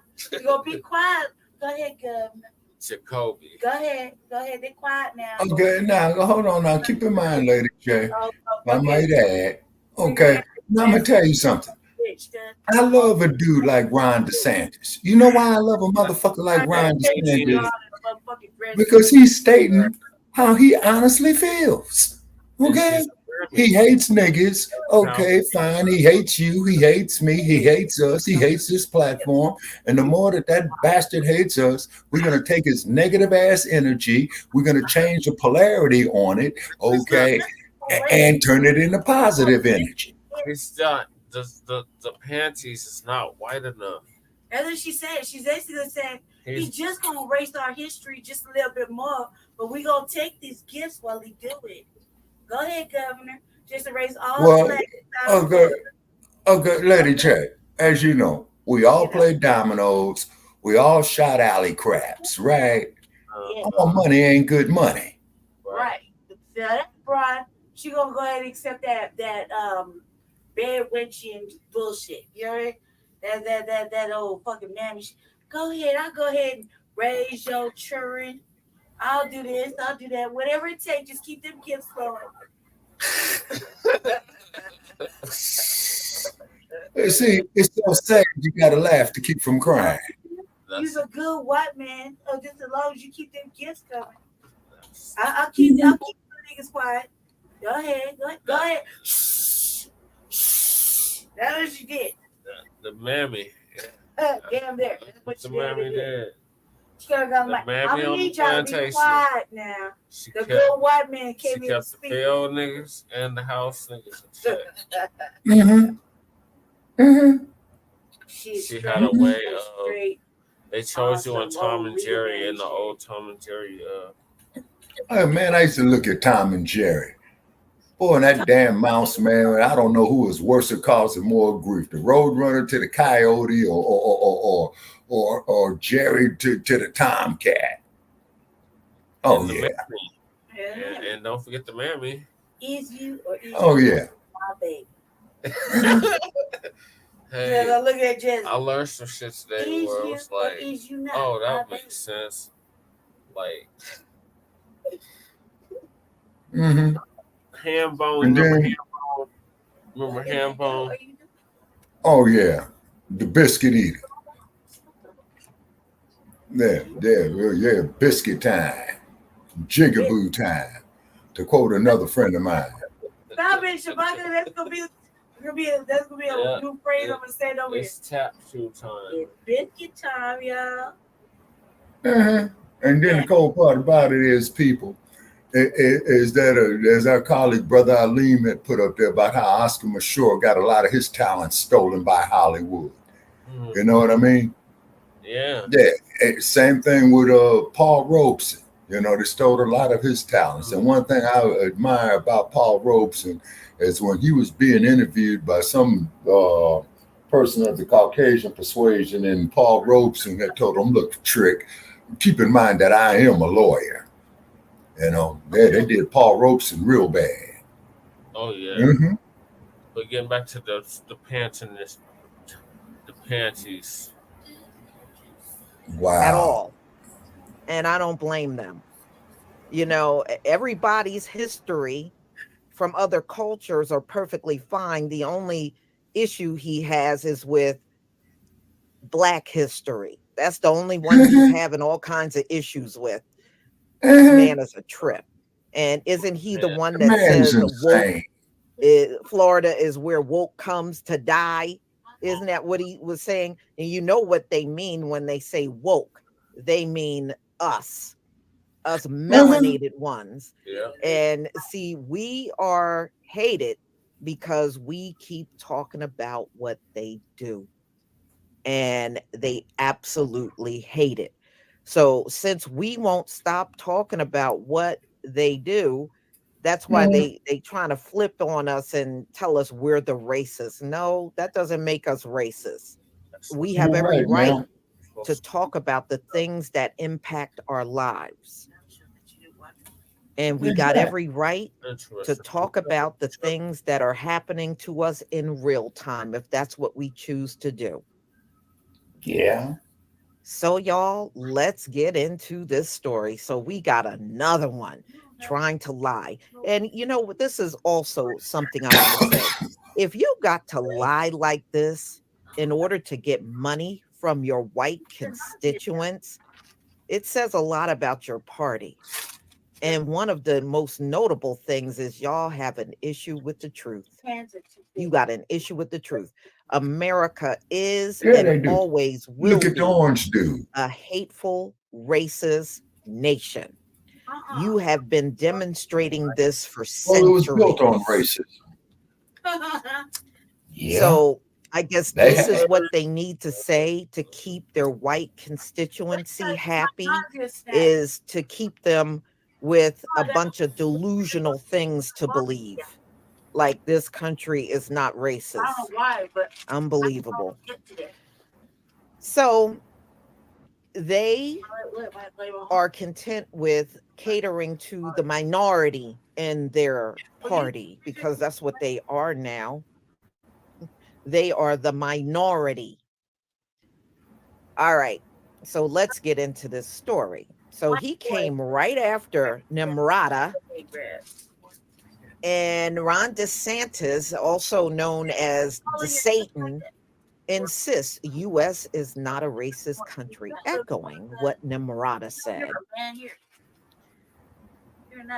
So this laughable Florida governor said the U.S. was not a racist country, echoing a controversial claim by Nimrata, the former South Carolina governor, who is also trying to deny Donald Trump the Republican presidential nomination, which neither him, Ron DeSatan, or Nimrata are going to be able to do. They are not going to be able to upstage Donald Trump. Donald Trump, at this point, will be the nominee. He will be the nominee. Well, the U.S. is not a racist country. DeSatan told CNN town hall in New Hampshire, and we've overcome things in our history. Actually, no, we haven't. This is just a big thing they like to say.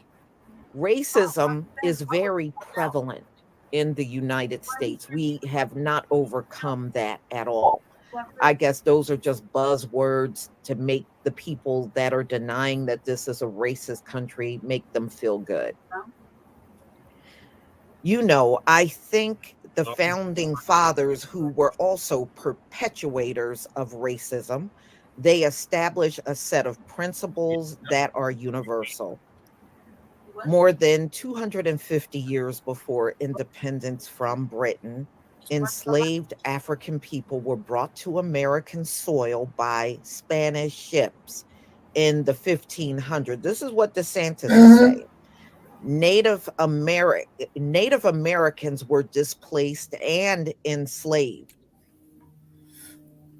You know, that's why some history books, ladies and gentlemen, will tell you that Native Americans were enslaved on plantations all across the South. Now, we know our forefathers were on those plantations. So what are they trying to say? They're trying to say we were those Indians. That's what they're saying, ladies and gentlemen. Let me turn this off. Didn't I tell y'all every time I come on here, this is the time somebody calls me? So anyway, I have seen that and I have done videos on that, you know, where the history books, if you go to old history books, it'll tell you that Indians were on plantations all across the South. And Ron DeSantis is saying it too.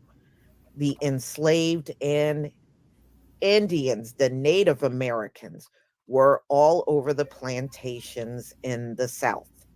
And we only know of one people that were on those plantations out there working in the baking hot sun. Right. Well, So let's go on. The first ship of enslaved Africans arrived in Virginia, 1619. And do y'all know the history of Jamestown, Virginia? Do y'all know the history? The history Yeah, the is, let me Casual just give you Killing a Act brief is one of them. synopsis. They were dying in Jamestown. They were literally dying. They try to do it by And they were cannibalizing each other Yep. because they could not survive on their own. They were dying in big numbers in Jamestown. The dying did not stop until the first slaves arrived and they were able to turn everything around. When they attempted to grow crops, ladies and gentlemen, it failed. Listen to me now. It failed. They did not get successful crops until the slaves arrived and planted the crops, and then they stopped dying. See, this is the part of the history about Jamestown they never tell you. All they tell you is they brought the slaves in there, but they never tell you the condition of Jamestown when those slaves were brought in. They were in a very dire situation there. Y'all hear? Our forefathers literally saved their lives. Facts. And that is the truth. Yep. We saved their butts. And they couldn't make it on their own. But if you listen to them today, they'll try to act like they came here and they were thriving. And that is just one of many instances when they had a hard time surviving over here when they first got here. That's one of many instances, ladies and gentlemen. Let me go on because I don't want to veer off into another subject matter. I want to stay on this. All right. So, ladies and gentlemen, slavery in southern states caused the Civil War, a fact that Haley failed to mention when quizzed on the subject matter about a month ago. A conflict, it was fought between 1861 to 1865 and the beginning of slavery being abolished. All right. That is chattel slavery, but the new form of slavery going on in the country is in the prison system.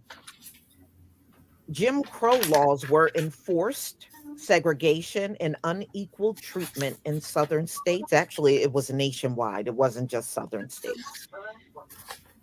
Until civil rights reforms came in the 1960s. But, you know, discrimination never stopped. These people don't follow laws. You got to be a fool to think because they put some laws on the book that they're going to follow them. They've been breaking them laws on civil rights ever since. So yesterday, segregation tomorrow. Persist, affecting all minorities. No, it does not affect all minorities like it does us. You know, but y'all, we know what they're, you know, minority, people of color, you know, we know what direction. Oh, it wasn't just you. It wasn't, we know what they're trying to do when they say that. It wasn't just you. It was just you. Yes, it was primarily just us. Just like when you look at the pictures of the plantation, you do not see in those pictures, you don't see no Asians, you don't see no Mexicans, you don't see no Italians, you don't see no Irish. You see primarily us on those fields by And lawn ourselves jockeys. doing the back-breaking work. So it is not all minorities. And plus, y'all treat us way harsher than you treat the others. Let's be real. So the last presidential election in 2020, it took place after the summer of protests. Yes, we know about George Floyd and what happened to him. Going into the New Hampshire primary, DeSatan and Roda trailed Donald Trump. Okay, and he's apparently, y'all, leading by a pretty wide margin in New Hampshire. They're not going to catch Donald Trump. This week, DeSatan edged out Haley for a distant second in Iowa. Now, Haley was bragging about Iowa and how, you know, she was able to reach third place. But y'all, think about this. Think about this. The only victory Haley had was beating Vivek. Yep. That was really her only victory. She edged out bad salami, and that was really, truly her only victory. Let's be real. She didn't beat the two white dudes, Trump and DeSatan. Okay. Right. She didn't beat them. She beat the only brown guy that was in the pack. That is her only victory in the whole thing. And they're at a good I mean, to be honest. She did. She looked stupid. So He's cleaning that bitch regularly. DeSatan is trying to jump on this bandwagon, and it's all a lie. So the bottom line is Republicans got to tell lies about this country in order to get their constituency to keep donating to their campaigns and keep supporting them. So they can't face reality. These folks got to hear lies on top of lies on top of lies in order for these candidates to be acceptable. That should say a lot right there. That should say a lot about the Republican Party. So now you got Haley that was on Fox, and now you got Satan here saying the same thing.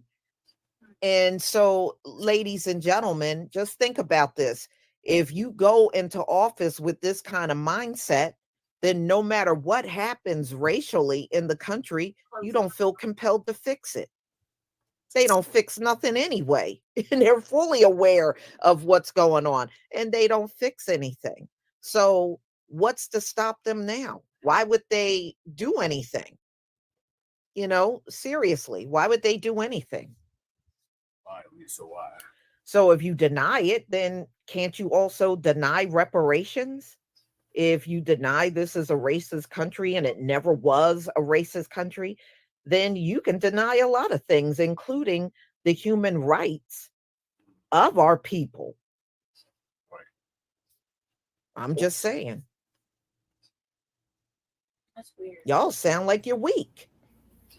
You sound like you're emotionally and mentally weak people. You got to hear a lie in order to support somebody. Y'all sound weak, sound emotionally bankrupt. Pretty much. So y'all, that's all I wanted to tell y'all today.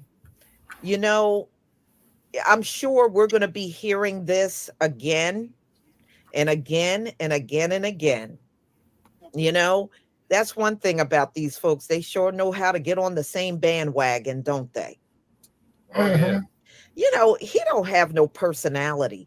If you really listen to DeSatan, you know, I tried to listen to him. I can only take a few minutes of his babbling, but he has no personality. He's very dull. very uninteresting. You know, he don't have much charisma at all. You know, I don't know. You know, you may see him differently, y'all, but he seems very dry to me.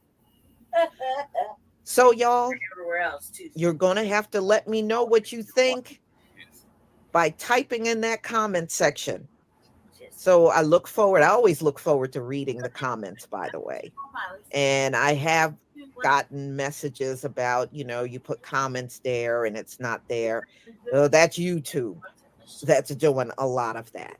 That's YouTube. So everybody, please enjoy the rest of your day, and we'll be back again with another topic.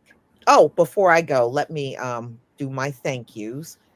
Thank you, Miss Incognito 72 for the super Twin and Deacon. And whoever else tapped in. So DePanties, the next order of the business is DePanties is dropped out, y'all. And Yeah. Dumb. That's inhuman shit. I want to make that perfectly clear. Oh, absolutely. And he might as well take his panties and wipe your ass when you take a dump and flush both them no good motherfuckers down the toilet. Shit stinks. And both these tricks stink to high hell. Right. So here's the Caucasian Nazi Network. Oh, yeah. And by the way, hold on, ladies and gentlemen, we got to state this here publicly. Cartoon News Network, Cartoon Nazi Network, this is fair use. That what we're doing is we're not infringing on no copyrights of your bullshit. And we want to make that perfectly clear.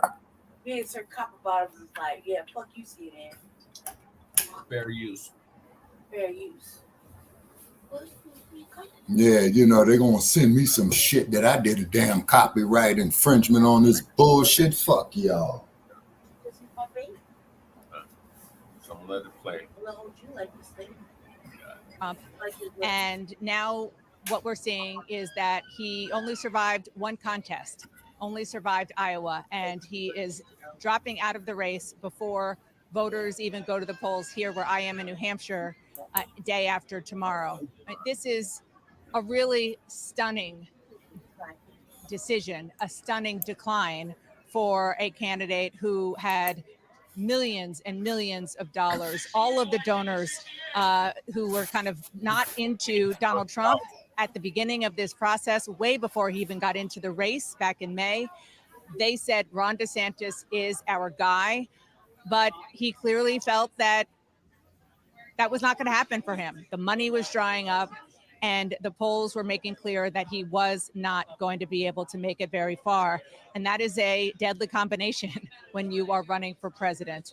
Just in our poll today, Frederica, he got only 6% here in New Hampshire. He has not been advertising here, for example, since November. And that just kind of gives you a sense of where things are. If you go back to Iowa, just last week, Frederica, he went to all 99 counties. He made a very big push there, and he didn't win one of them. And so the combination of that, all of the money that he spent, and the lack of traction that he has been getting made it very clear to him and the people in his campaign, the people in his family, that it was the end of the road for him in this particular race, and he is suspending his campaign, Frederica. Well, Dana, it's still really remarkable because we're talking about the timing of it all. Why now? 2 days ahead of the New Hampshire contest. Oh, wait a minute. We've got that video now in that we want to share with everybody that you were making reference to. Dana, let's watch and listen. Reminds me why I decided to run for president, to fight for those who have been forgotten in this country. This is America's time for choosing. We can choose to allow a border invasion, or we can choose to stop it. We can choose reckless borrowing and spending, or we can choose to limit government and lower inflation. We can choose political indoctrination, or we can choose classical education.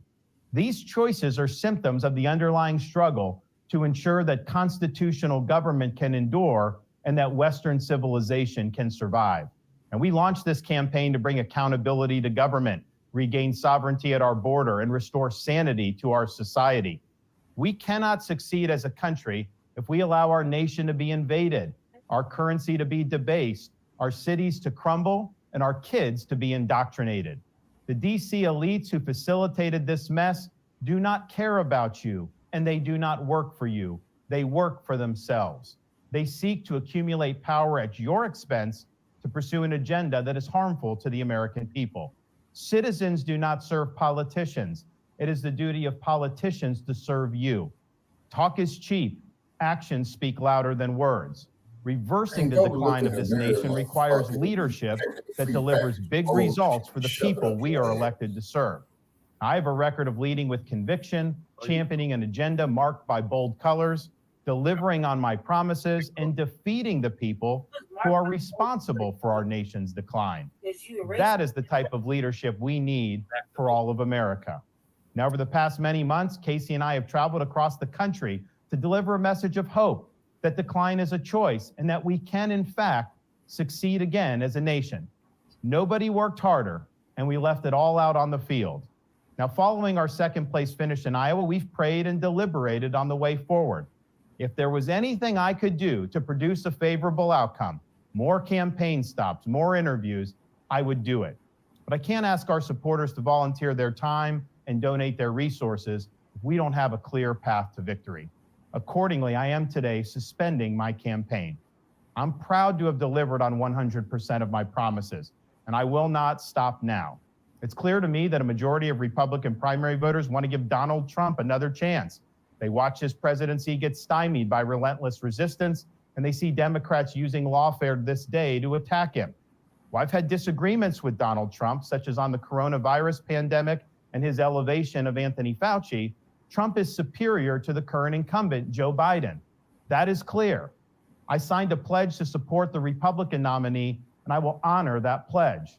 He has my endorsement because we can't go back to the old Republican guard of yesteryear, a repackaged form of warmed over corporatism that Nikki Haley represents. The days of putting Americans last, of kowtowing to large corporations, of caving to woke ideology are over. I thank all of our passionate supporters who stood by us through it all. That we had people volunteer to come to Iowa in the middle of a blizzard to knock on doors and make phone calls touched us dearly. No candidate had more thrown at him, but no candidate had so many committed volunteers and staff. Finally, I want to thank my wife, Casey, and our kids, Madison, Mason, and Mamie. Casey's gone far above and beyond in her support for our campaign and for our cause. She's not only a great wife and mother, she's a great American who cares deeply about the future of the country that our kids will inherit.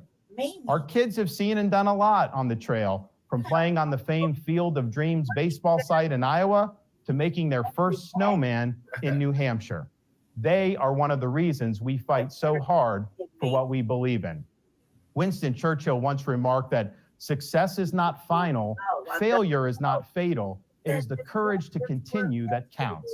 While this campaign has ended, the mission continues. Down here in Florida, we will continue to show the country how to lead. Thank you, and God bless.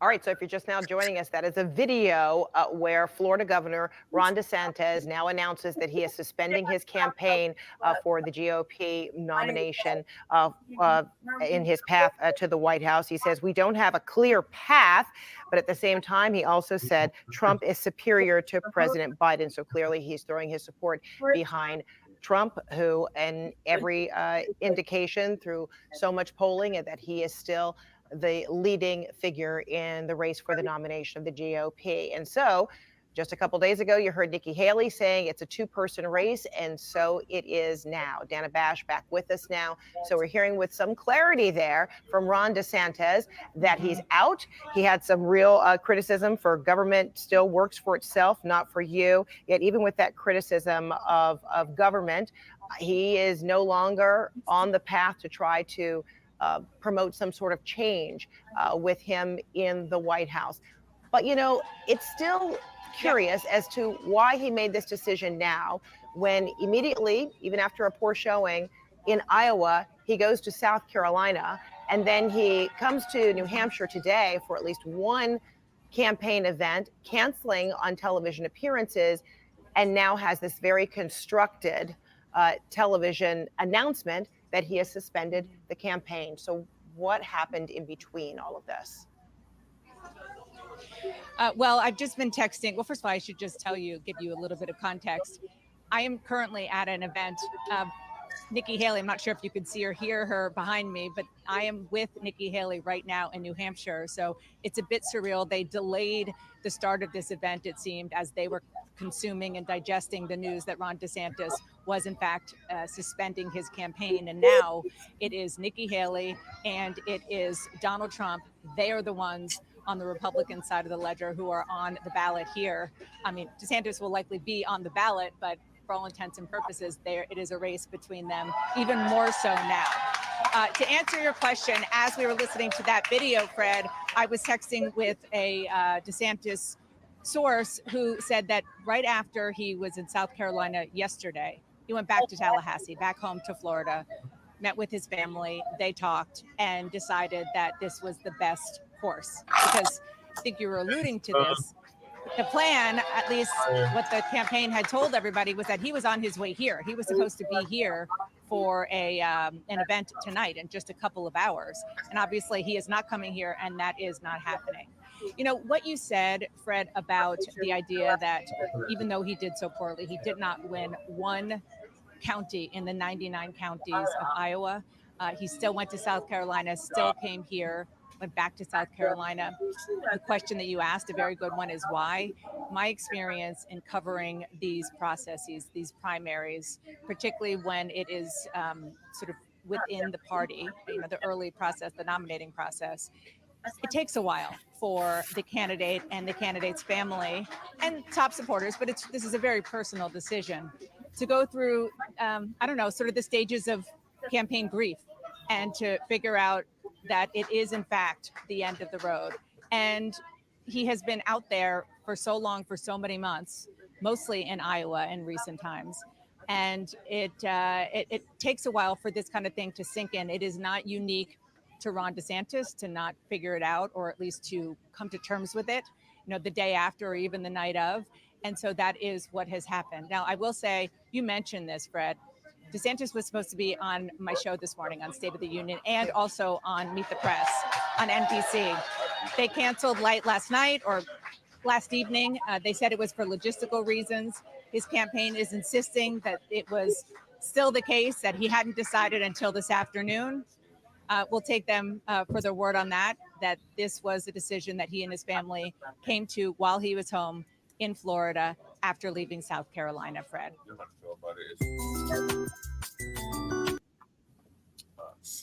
I can't get offended by Well, this comment about the only thing I can say about that there, ladies and gentlemen, is fuck Ron DeSantis.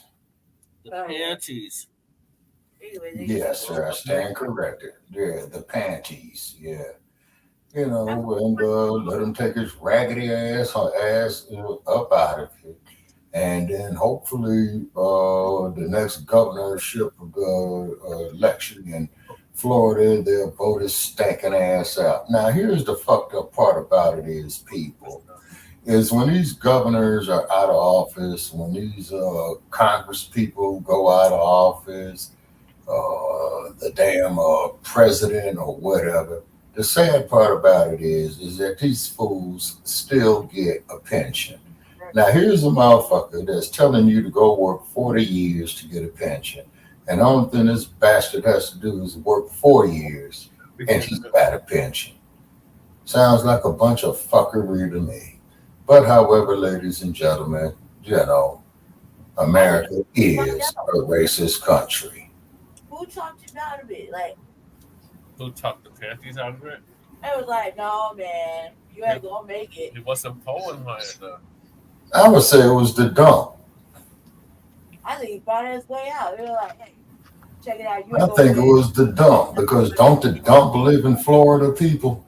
Let's do some logic. Yeah, so the dump lives in Florida, right? Okay. So that motherfucker there was the governor of Florida. Couldn't he directed the attorney general of Florida to go down there and arrest that trick? But no. But another thing I want to mention is down there in Atlanta, Georgia, is where the prosecutors are dating each other. Okay, so what they try to do is bring the prosecutor or the district attorney and one of the state's attorneys up there on some type of ethical charge because she was seeing a dude, who works with her. Now, how in the entire fuck you gonna tell two people that they can't see each other in their off hours? I don't get that. I really don't. You see, so they're gonna try to censor, I believe, is it Willis, Fannie Willis' brother Chet? I'm sorry, I kind of lost my train of thought. Oh. Repeat your question. I was making him laugh. You're talking shit. Talking shit, Chewbacca. I was making him laugh. Sorry. That moment's all Okay. Okay, down there were one of the prosecutors of Trump, right? Okay, I think one of the. Huh? I talking about Bonnie. Okay, well, anyway, it was these two prosecutors, who were dating each other. You know what I'm saying? Yeah. And then they Fannie Willis.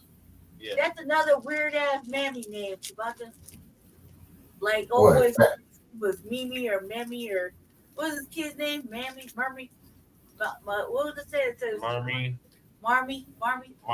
Yeah, yeah. I said it's too close to Mammy. They said something like that. Could you imagine? Could you imagine being a little girl? I was playing it out. That's why I was making just laugh. I was like, somebody, my name was Marmy, whatever. I said that's too close to be called Mammy. All somebody gotta say is you a whole Mammy. Oh, bitch! I was imagine being 9 years old beating a bitch's ass over that weirdo shit. No. Okay, but they was trying to put pressure, on her because these two people are seeing each other. Okay, both of them are trying to prosecute the dump as in human shit, and we want to make that perfectly clear. Okay, what kind of shit is that? I mean, them people work all day, you know what I'm saying? And keep in mind, I ain't got no sympathy for no district attorneys. But at the same token, if that man and that woman decide they want to go fuck, or in their off hours, that's between them two. You see what I mean? You see what we'll be getting at here, people? Okay, it's because, both of them are black. Okay, so they're dealing with a high-profile case of a devout racist. Okay, but you want to go throw salt on her, but you don't want to go throw no salt on the orange man here. Now, keep in mind, you Democrats. Okay, you don't mean this. Wait, you slept around with a motherfucking porn star and wrote a book and everything. That you gonna go crucify the sister who's sleeping with a brother during the case. Yeah, I mean, what kind of shit is that? You know what I'm saying? Justice. Hating on the sister for getting some dick, huh? That's a bad, bad move right there. Sad state of affairs. Nobody was hating on him when he was over there sleeping with Smokey Robinson or whatever the fuck her name was. The old motherfucker Stormy Daniels. Because my bad. Stormy Daniels. My fault. Yeah. Nobody was hating on Trump when he was over there creeping around with Stormy Daniels. Talking about he had a little swiller and all the extra shit in the book. Nobody was saying anything about that. And he paid money out of it. He paid money. She ain't got paid for nothing. They like each other. Well, Lady Che, that's why they call them tricks, okay? And it just goes to show that Trump is a narcissist. Trump is a great egotist, okay? And Trump even said many years ago, even before he had launched his presidency, that the dump, as in human shit, and we want to make that perfectly clear, had made the statement that if he ever ran for in politics, he would run as a Republican, is because them are some of the most stupidest motherfuckers who will believe anything. Yeah, because he's really a Democrat. Yeah, and with his ass getting elected, selected, or whatever, as the prez proved his point, Now, Miss Omarosa, we have to crumb bum on YouTube, ma'am. It's because you get up there, you kiss his ass and being one of his sycophants and all that. and you went up there and said something that he didn't dig, and they physically took your black ass and threw you out the White House. Omarosa, I ain't got no sympathy for you. You should have known better, honey. You know what I'm saying? You should have known better. If they throw But her what out, it is, yeah. What was you telling me, Brother Che? Yeah, they threw her ass out physically and changed the locks. Who was it? Okay. Yeah, they did Amarosa dirty. Yeah. And then like that no good ass crooked motherfucker Santos they threw out the U.S. Congress. They did right. You know what I'm saying? You know. Okay.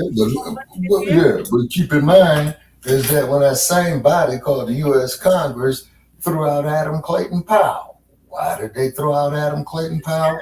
Because he mentioned two words. It's called Black Power. That's why they threw Adam Clayton Powell out to Congress. They didn't throw out Clarence Thomas. Oh my God. Mm-hmm. And Jenny. Him and Jenny out. That one thing I will say about Rashida Tlaib, she got elected to the U.S. Congress and got up there and told her constituents, thank you for the election, and now we're going to impeach the motherfucker. Yeah. And they did.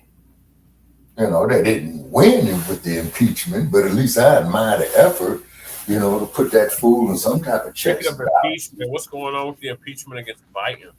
Man, it's a circus, man, from what little that I did on it. And me personally, they ain't going to impeach that dude, man. Keep in mind. They're more serious and focused on the non-presidential shit. Motherfucker. Man, he got a little scoop of cocaine on his gun pouch, man. Like they ready to roast his ass on the fucking fire. Okay, but the thing is, impeach. People don't like to do a little cocaine before they handle their business. Okay, the only thing with impeachment is just like you, John Q. Citizen will go out here and get arrested, get cited for a crime, and you gotta show up in court. That's all that is. You know what I mean? Is that the U.S. House of Representatives, you know, files to the Black District Attorney of the city, because they file the charges. Okay, so then you gotta go to a trial. Okay, that is the U.S. Senate.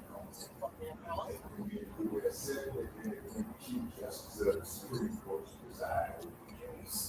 You see what I'm saying? And then as far as impeachment is concerned, okay, you don't still get impeached. Fucker, what are you saying? You sound like you're really distant. Somebody sound like he in the bathroom. Sleep. I am in the restroom. Oh, okay. There you go. It's like, yeah. And the cold part about it is that, you know, you gotta get it out. I mean, you can impeach the president, you know, 12 times. He's still the president. See? Mm-hmm. Yeah. Yeah. 217. And what it is, ladies and gentlemen, is just hypocrisy.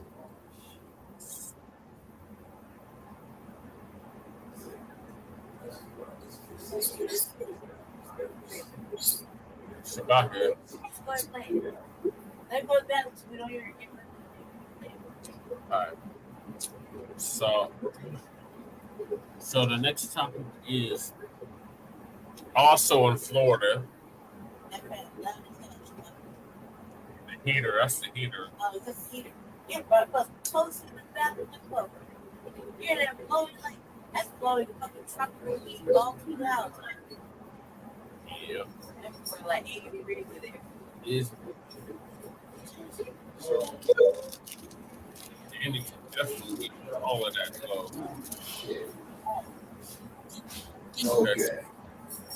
Now. So we got the at Pikesville High School is under investigation for racist comments that he made toward black staff and black students. Okay. No, this is just outside oh my God, it's a suburb. Oh no, I take that back, not Florida. This is in Maryland, in our East Coast correspondence neck of the woods. Oh, yeah, brother Isaiah. Yeah. So it's in a suburb outside of there. Okay. I wish your brother Zed called it to Block Talk, man. He's funnier than a motherfucker. He's working on his music. Yeah. Brother Isaiah is working on his music, you know, and that requires a lot of time, you know. So our East Coast correspondent, he'll get back with us when he can, you know, and what have you. They can't walk across the keyboard and play the piano while you're over there jamming on his bass. Get in trouble over something they say. Oh, that's not me, it's AI. Okay, so my question is, what's so special about you that somebody's got to put that? Shalom, family. It's good to see everybody here. I hope everybody is enjoying their day, you know, and we're going to talk about an incident where a principal was recorded on the phone using the N-word, not only against the, you know, the melanated students, also a melanated employee. And what got me was he says he'll come up with something that will stick to get rid of them. I said, we know y'all do that. We know y'all do that in everyday life all across America.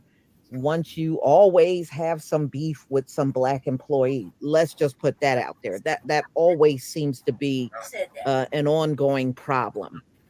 And or if it's a teacher, she always got some issues with the melanated students. I've been talking on this. So, and then towards the end, he says something about the U's. So this principal is claiming it was not him, it was AI. Y'all, that's the new thing they're using now. That's the new thing they're using. Anytime they get in trouble over something they say, oh, that's not me, it's AI. Okay, so my question is, what's so special about you that somebody's got to put that together in AI? Who the hell are you? Right. Outside of that district, I doubt if very many people even know who this man is. Number two, my question, since it's AI, are there any other incidents of AI on your cell phone other than this racist incident? Okay, because if it's just one incident, but all the other calls on your phone were okay, it tells me you're just saying that just to get out of everything. So that's the new thing, y'all. That ain't me, that's AI. Okay, so on your phone, all the other calls are okay, but the one you got called out on, that's AI. That looks like a red flag to me. But let's get to it. Let me go ahead and share my screen. Now, they did bleep out the N-word and all that stuff he was using. So you can just imagine, you know, from what I understand, it was the hard ER that he used. So let's get to it. Let's see. Yeah.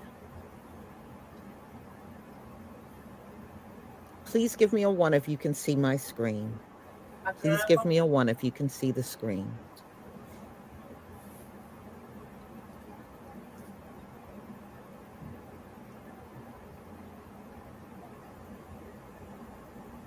Okay, thank you. Now, the name of this principal is Eric Eiswert, and this is Pikesville High School, and this is in Maryland. They said it's a suburb in Baltimore County, and it is northwest of Baltimore. So it's on the outskirts of Baltimore City, a suburb. All right. So let me go ahead and play this. Shalom to everybody in the chat.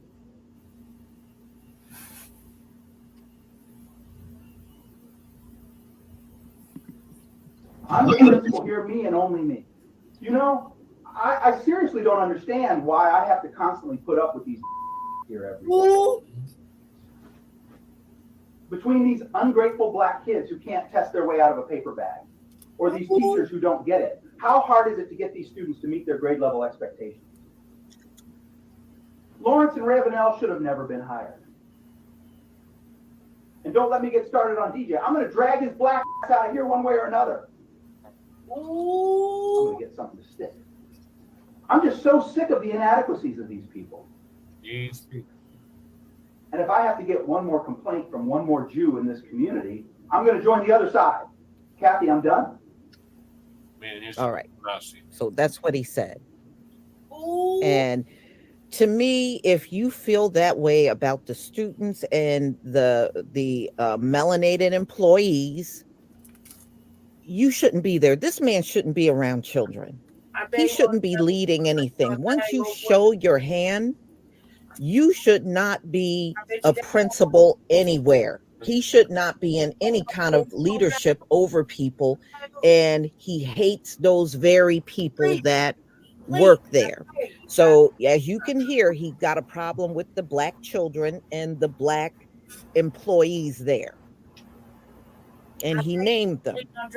Now, my thing is, I've heard an AI voice.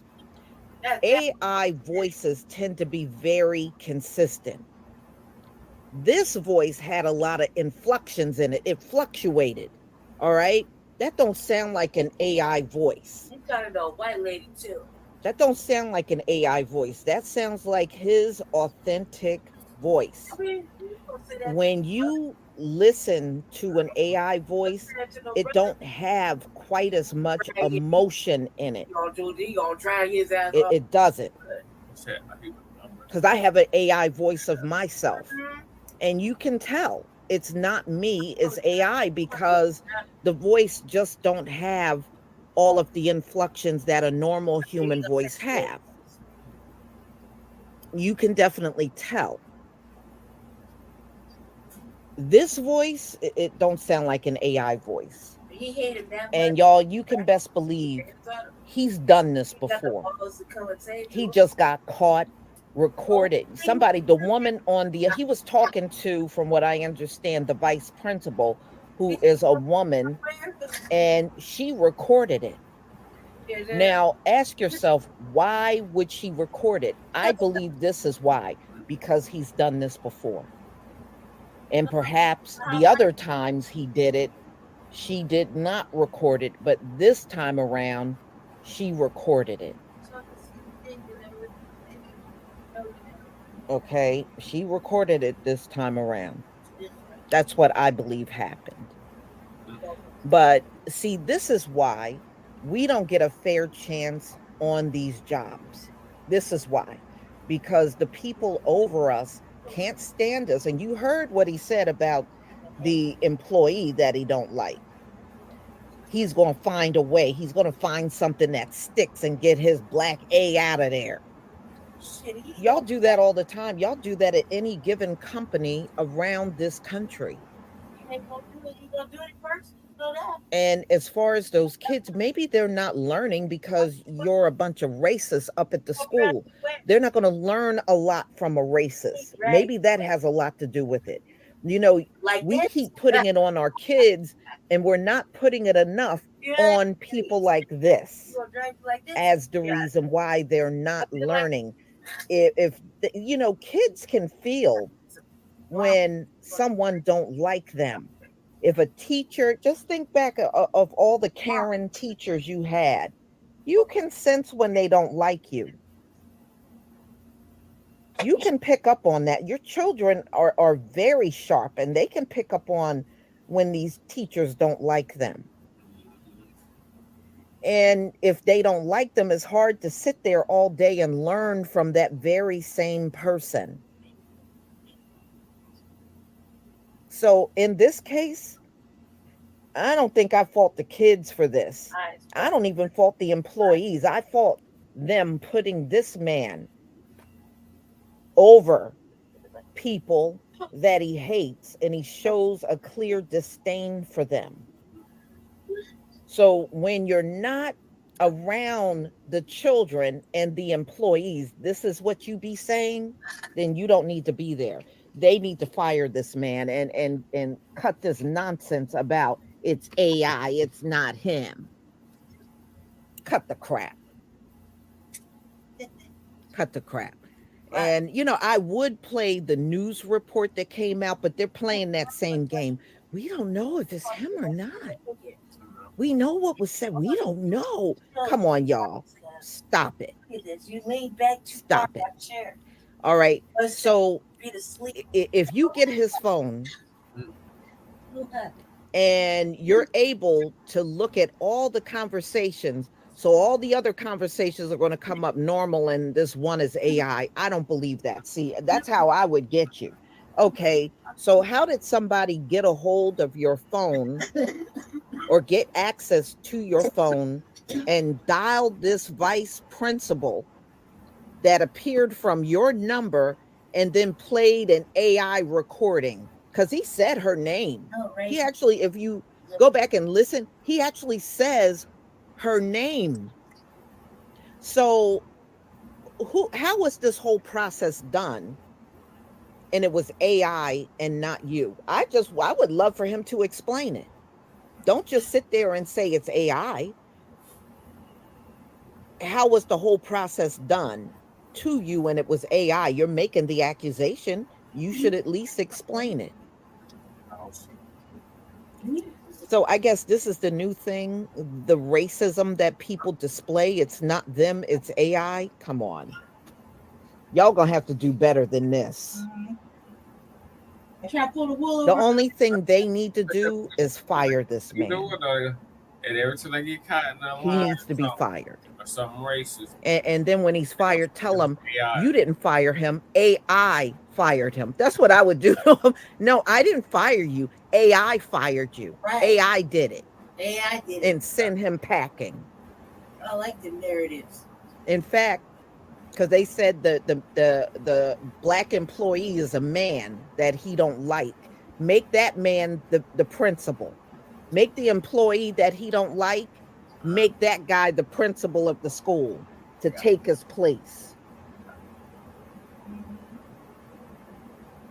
I would know how to handle you. Oh, that's AI? Okay, well, AI is firing you today. I'm firing. No, not me. AI fired you. That's what I would do to him. Everyone that make that claim, I would tell them, okay, you getting fired by AI today. I was like, go get your check with AI. Take it over AI. You leave a comment in AI. Yeah. And besides, you can also go to whoever his cell phone company is. If they know anything about AI, they would be able to prove, was that a voice call or was this AI? You know, somebody's got to be able to figure that out. Oh man, you know it's a lie. You know it'll take a 2-minute phone call. Yeah, I would tell them AI fired you. AI told you to get the hell off the premises, get the hell out of this building. AI said it.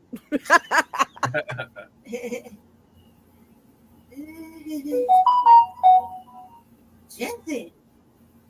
You mean to tell me I can cuss these people out and then say it's AI that did it? You can't make my life that easy. You can't make my life that easy. You absolutely can't make my life that easy. I can't see the screen. You know how many I would get at knowing that? So if this guy gets away with that's not me, it was AI. So you mean to tell me I can come on here and say and do whatever I want and then turn around and say that's not me, it's AI? You don't want to weaponize me like that. Oh, hell no. But you know what's so funny, y'all? I bet you, listen, y'all, I bet you the same people that say everything is mental illness when they get in trouble with the law will be the same ones saying that it's AI when they get in trouble saying something.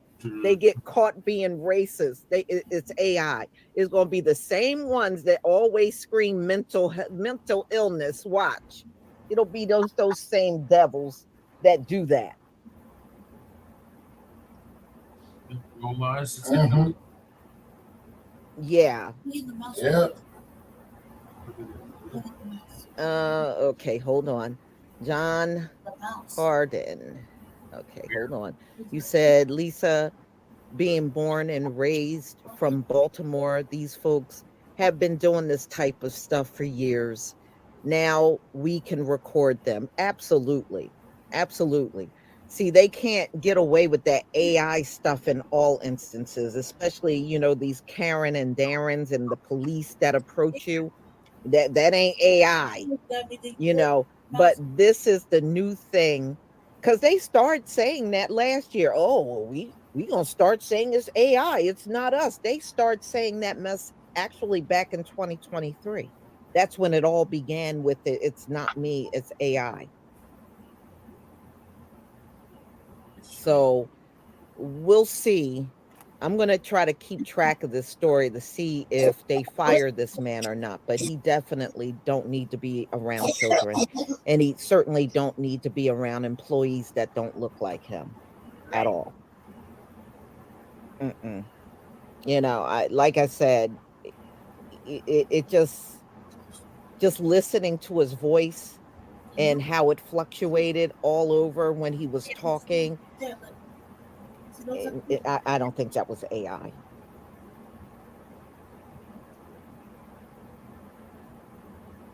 Oh yeah. So everybody, that's all I wanted to go over with you today. Thank you for being here, and be on the lookout for my videos. And also, I'll have another topic for a live stream. And support Frontline Black News. And support Frontline Black News.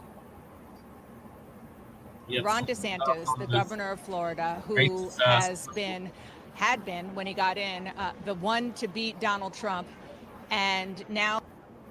What are your thoughts on this racist Muslims? Yeah, well, Lisa Cabrera's everything said is right. So, when these bastards want to sit up there and censor us and all that shit, we just tell them the same shit. Blame it on AI. Yep. Yeah, that's it. Yeah, that's a good one right there. Blame it on AI. Y'all make this bullshit, you know what I'm saying? So it ain't perfect. It's full of flaws. And artificial intelligence is extremely dangerous. It really is. Okay, so switching gears, we got Eric Adams. He was in Texas and being mean.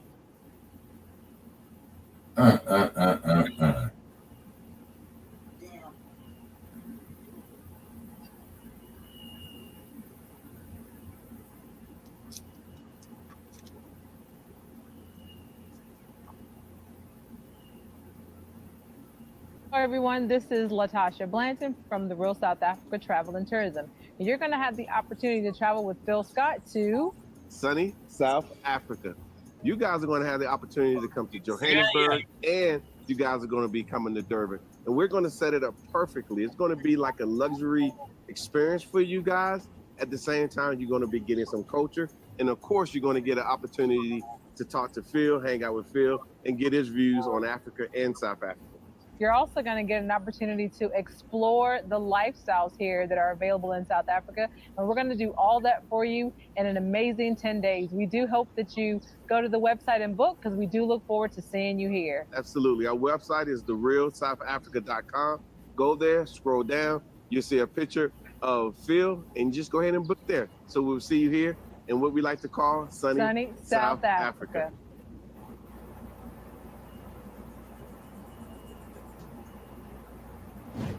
So So by now you all have heard a lot about what's going on with the migrant situation here in the United States of America, and specifically with that of Texas, ran by Governor Greg Abbott. Now, since April of 2022, he has said, you know what? If y'all come up in here, y'all gonna get up out of here, whether it's by train, plane, or bus.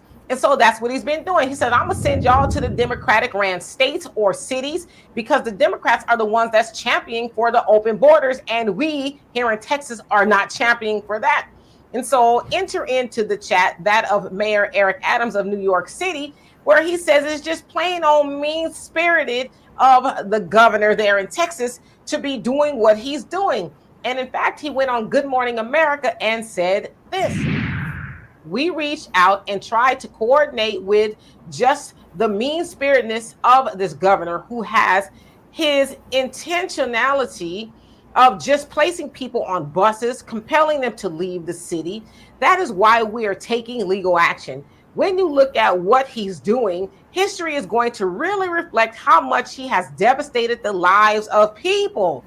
And it's like, what people are you talking about? Who's devastated here? Are you talking about the migrants? Are you talking about the people who already live here? And so when I hear him accuse Greg Abbott of being mean-spirited, I'm like, why is he mean-spirited? Because he doesn't want to pay for something that he didn't want originally?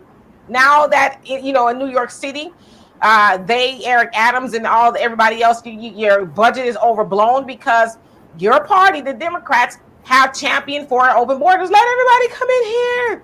And now that you got to foot the bills, now you calling people mean-spirited? No, I think that's called being financially savvy, if you ask me.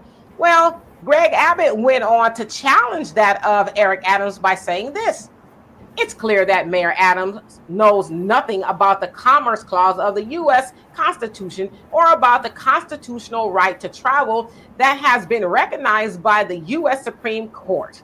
And so he's saying, hey, you need to get into the Constitution and learn of what it is that I'm doing and realize that I'm within my rights to do that.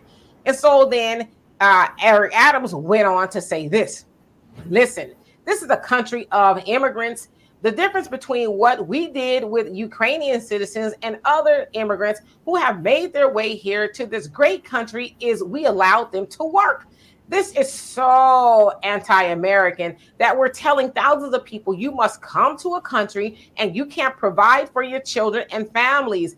That's not how we are as a country. And that is what it is at the heart of the issue. And it's like, yeah, that is how we are as a country, because there's a lot of people who are American citizens that are unemployed. They can't work for whatever reason, whether they can't find the job, whether they are a felon and they can't work in certain industries or what have you. So it's like, do you just have a bleeding heart for the migrants, Eric Adams? Because you sure forgot about Black people who benefit, and I'm saying that being facetious, obviously, from a 5.2 from what they're saying. Unemployment rate, but of course we know it's higher because there's some people who just don't report that they're unemployed. Maybe they have fell out of the workforce and they're doing something on their own or whatever. So we know it's actually higher, but it's higher than everybody else. And so you're crying about the migrants, but not Black people?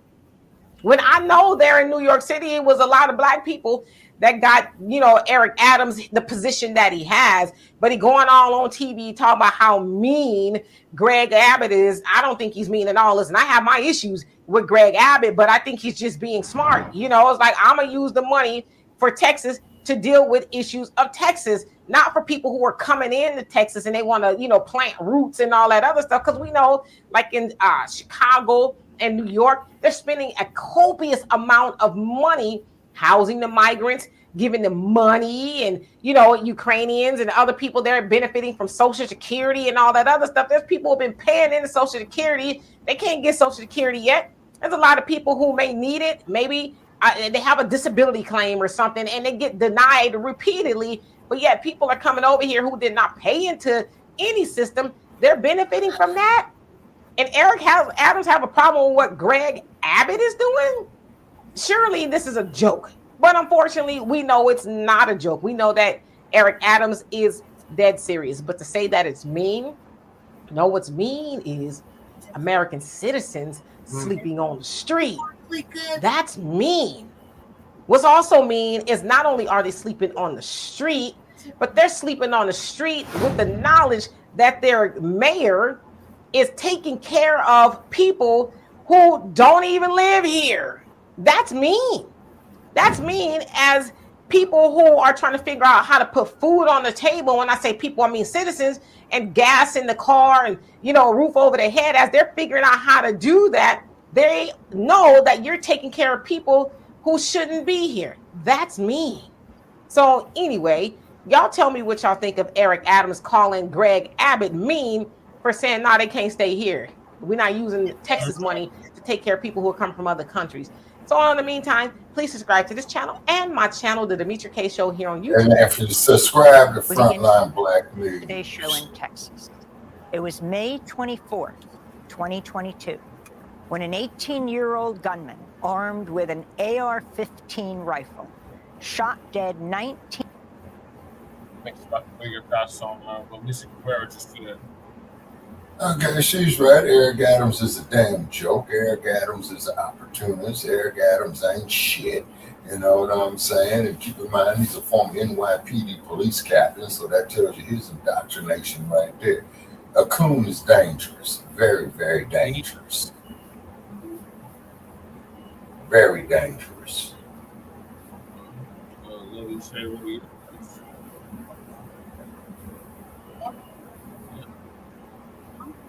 I don't think Greg Abbott wrong. Now they probably come to realize about this market. Yeah, it's crazy.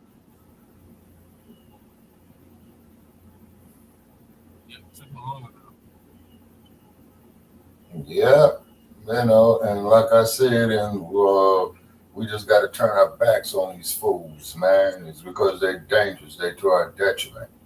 You know what I mean? They really are. You know? They really are dangerous to our detriment. You know what I'm saying? And then the cold part about it is then when conscious people come up there,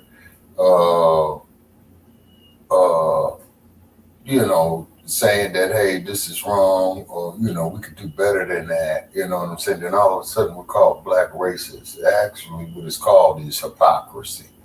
You see what I'm saying? And what have you. You see? And then, you know, and then to prove the hypocrisy even more so is that, you know, when you call them out on it, oh, something is wrong with you, then they come with the illusion of inclusion. We're all the same. And like I said, for all you caucasoids out there, you know, hey, come to Las Vegas in the middle of June and leave your sunscreens at home and be sure to go out there in the bright sun with no umbrella. Take some water with you and watch your reptilian ass shed your skin. You know what I mean? Yeah. See, I mean, this shit is getting ridiculous. You know what I'm saying? This shit is getting absolutely ridiculous. Okay, and to quote the words of Dr. Huey Percy Newton that I'm looking at right here. Anytime the black man tries to change the slave image, he will scare white people. You see? You know what I mean? And that is a fact. You know what I'm saying? Because he's on Sally Jesse Raphael, and she's going to tell him, well, Huey, the Black Panthers scared everybody. They scared everybody. You know what I'm saying? And then the cold part about it is, you know, he's emphasizing the U.S. Constitution. They still going to sit up there and say that he's wrong. I mean, you know, so, I mean, what could be said? You know, it's preposterous. You know what I'm saying? Yep. That is like telling somebody that, you know, when you go to the bathroom to shit, you see what I'm saying? Don't stink up the restroom. Shit stinks like Donald Duck Trump.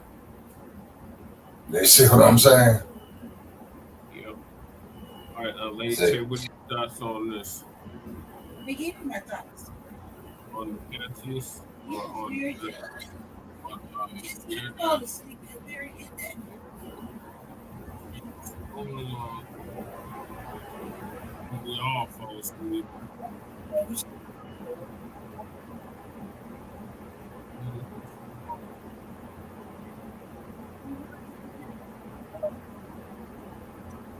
So let's keep the audio on the screen.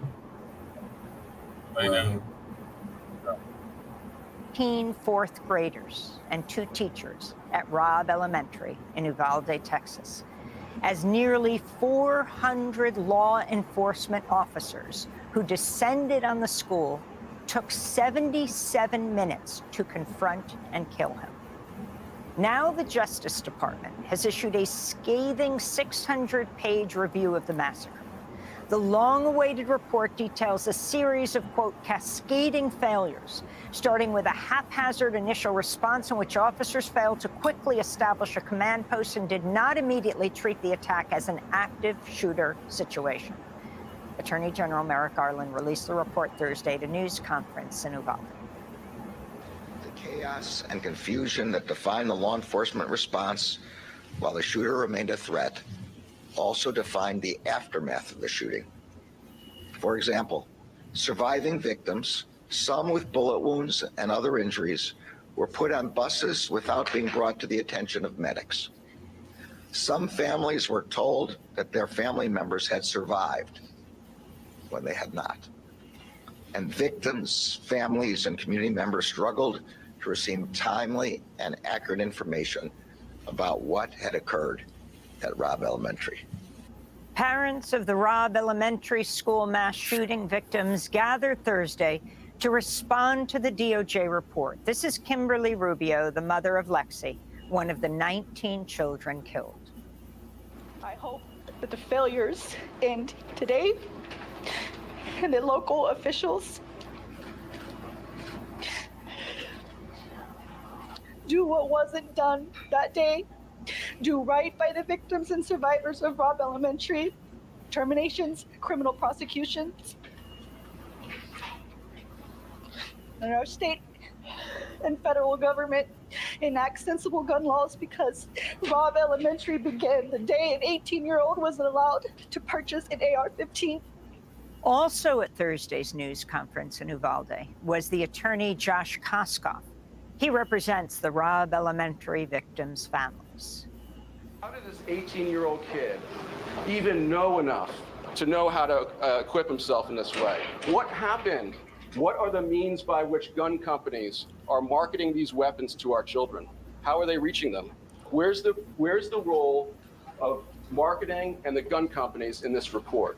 There's no fault or investigation whatsoever. Just 3 weeks into this year, there have already been at least 2 school shootings in the United States. For more, we're joined by Democratic Texas State Senator Roland Gutierrez, whose district includes Uvalde.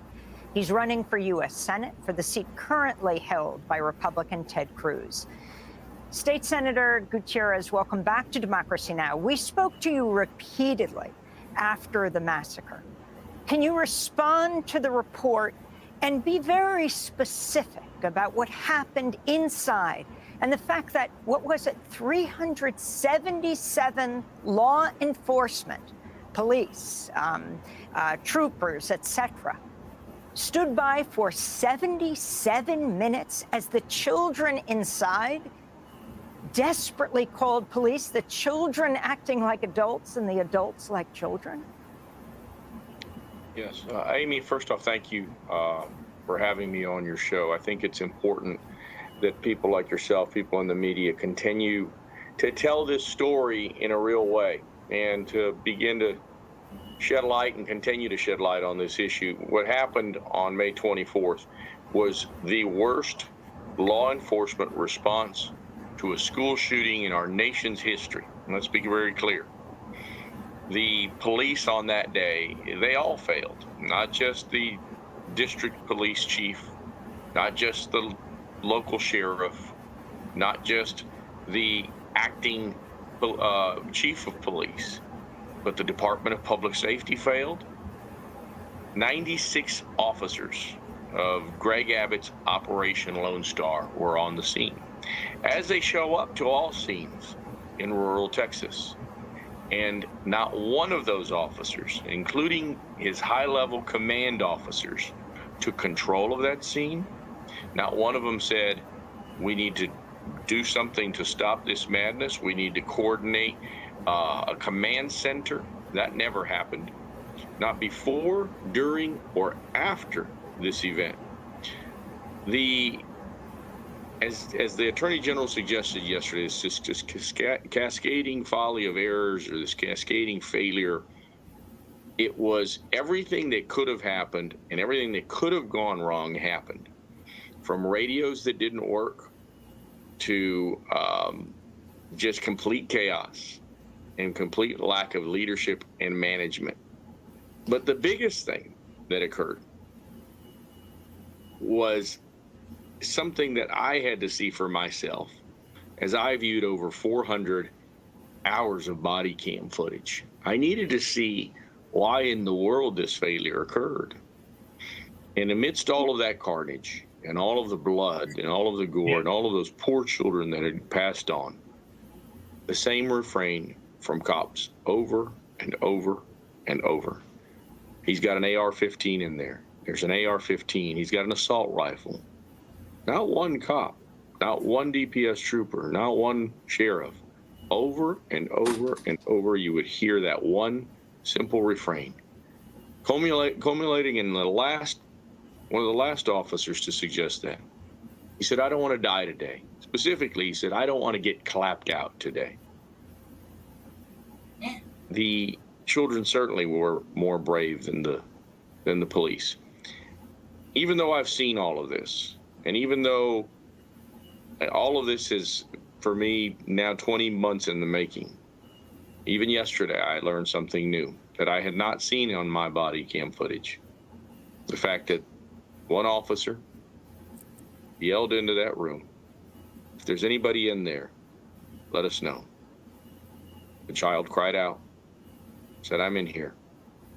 The gunman went back into that room. 4 shots were fired, and that child was killed. What occurred on that day is something that we should all continue to talk about, because these incidences don't happen in a vacuum. They don't happen in 12 minutes, as is the national average. The fact is most do, and most do get resolved in those 12 minutes. That's not what happened here in Uvalde on that day. What happened was extreme failure. What happened was cowardice. What happened was that cops knew that this guy had a gun that they were afraid of. And that is why policymakers in the state of Texas and in the United States need to do something about this particular gun, because the damage it makes and the ease by which it kills is astounding and profound. And we must stop it. And we need an assault weapons ban in this country once and for all. State Senator Gutierrez, you have described the children, and media doesn't show dead children with their faces blown off. And I really hate to say this, but unless we're very direct and graphic about what an AR-15 does, people can continue to say, one weapon or another, whatever, it's the person, not the weapon. Tell us what an AR-15 does. Oh, it's quite different, Amy. It's quite different. In the first barrage, as the gunman enters in, when you're looking at it, and I think the public has seen this image, this video footage of him going into the classroom, and then you don't see him anymore, but you hear close to over 100 rounds just go off in a span of a minute plus. He's going into the first room. He kills every child in that first room. No survivors. Leaves only the teacher, who he thinks is dead. That teacher was alive and has survived this event.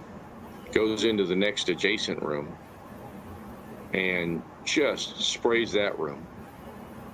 Those kids died like we trained them to die. And that sounds horrible. But these kids have grown up with a different kind of anxiety than you and I did when we were growing up. For me, we had fire drills at school. There were no active shooter drills. And for some people that are older, they might remember the old nuclear bomb drill. You'd get under your desk. These children grow up with a very specific set of instructions that they practice month after month after month. Shut the lights off. Close the curtains or the blinds. Go in the closet if there is one. And if there isn't, huddle together as best you can. In that second classroom, there's two piles of kids. Teacher draped over each one, trying to save their children, trying to shield them from all of this madness. One teacher dead, one barely living. Most of the kids in that classroom dead. As they go into the classroom and they take down the gunman, you immediately see the faulty trauma care. And I'm not a doctor, and I don't know about how you treat people, but you see police and law enforcement officials dragging dead bodies out by their limbs. A little girl comes out. I remember my general counsel telling me, you need to hold on when you see this image, because she's going to be dragged out and she's not going to have a face. This little girl was dragged out by this one Texas trooper. And indeed, her face was gone. And I cannot think of a word to explain what that looks like, other than some kind of dysmorphia. It doesn't look like a face anymore. It's just blood and bone and deep red blood and carnage like you cannot believe. The worst movie you've ever seen in your life, horror movie multiplied by 1,000. The whole classroom full of blood, full of smoke. This little girl, just completely gone. There is a surviving young boy. I won't mention his name. His parents are friends of mine. And that little boy talks about his girlfriend. He told this story to his parents, told this story to his therapist. A little 9-year-old girl sitting in the desk next to him. All he can remember, and this boy was shot as well, he survived. And all he can remember was lying on the ground, looking at his friend. And all he can remember is teeth all over that floor. That little girl that little boy will live with that memory for the rest of his life. Just like Chloe Torres will live with her memory, and she's been on different news networks talking about her story.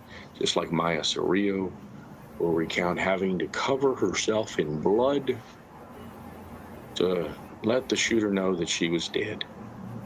The blood of her best friend.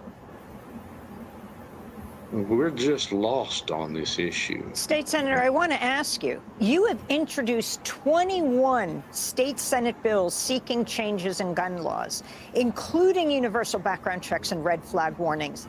None passed last year in Texas.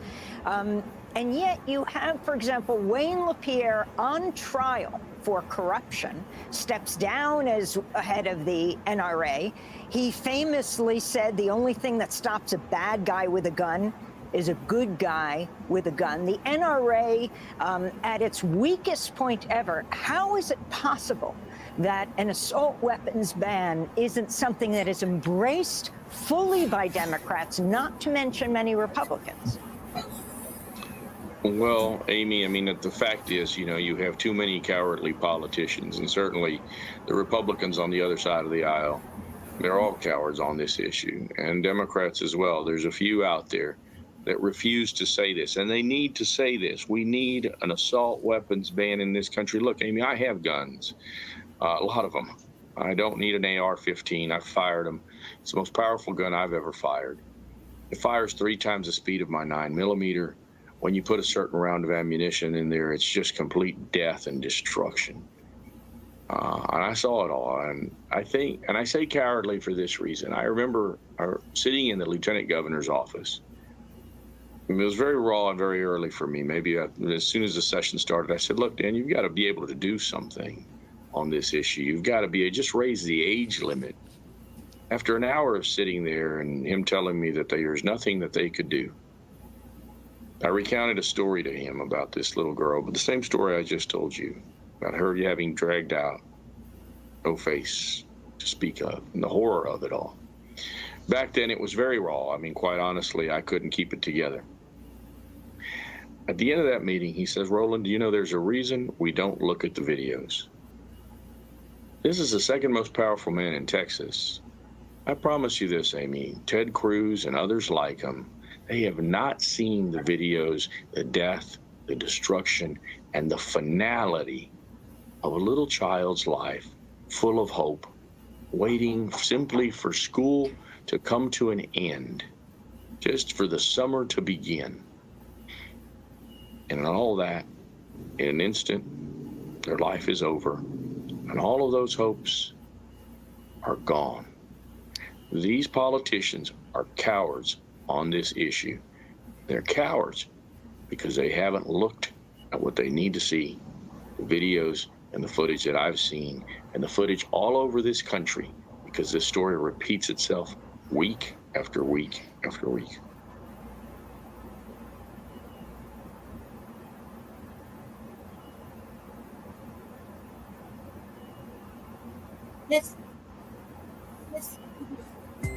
Well,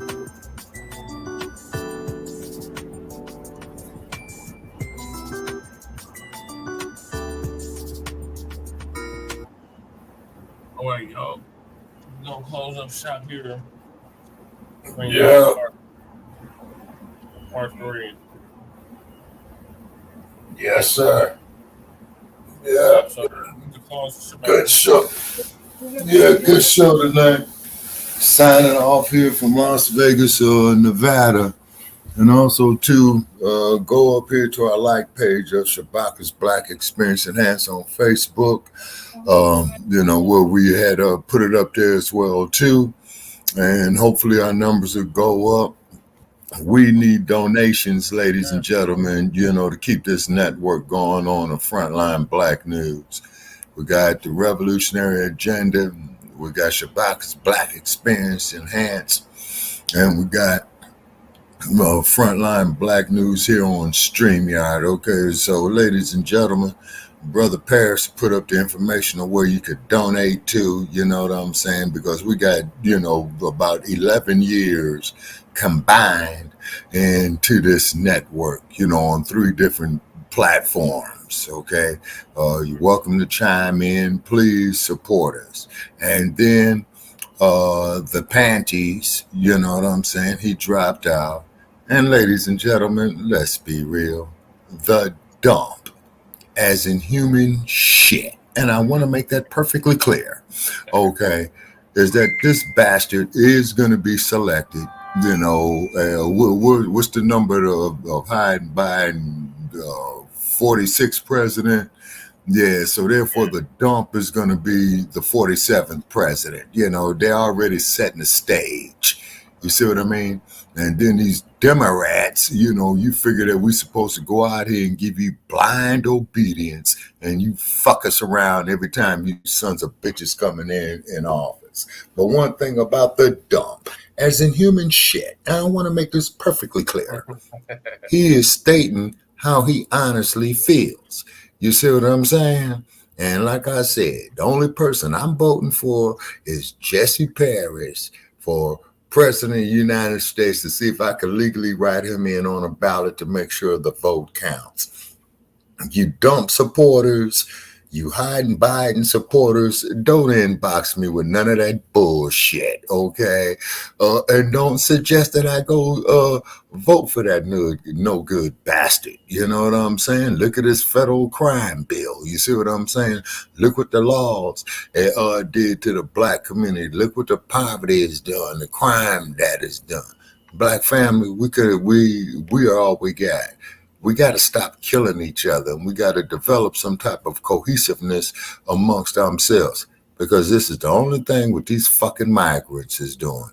And them is going to be the motherfuckers who's going to be coming to kill us. I'm Shabaka Sankor for Frontline Black News, night from Sin City. Their date of this episode Ending is 1 o'clock in the morning, January the 22nd, 2024.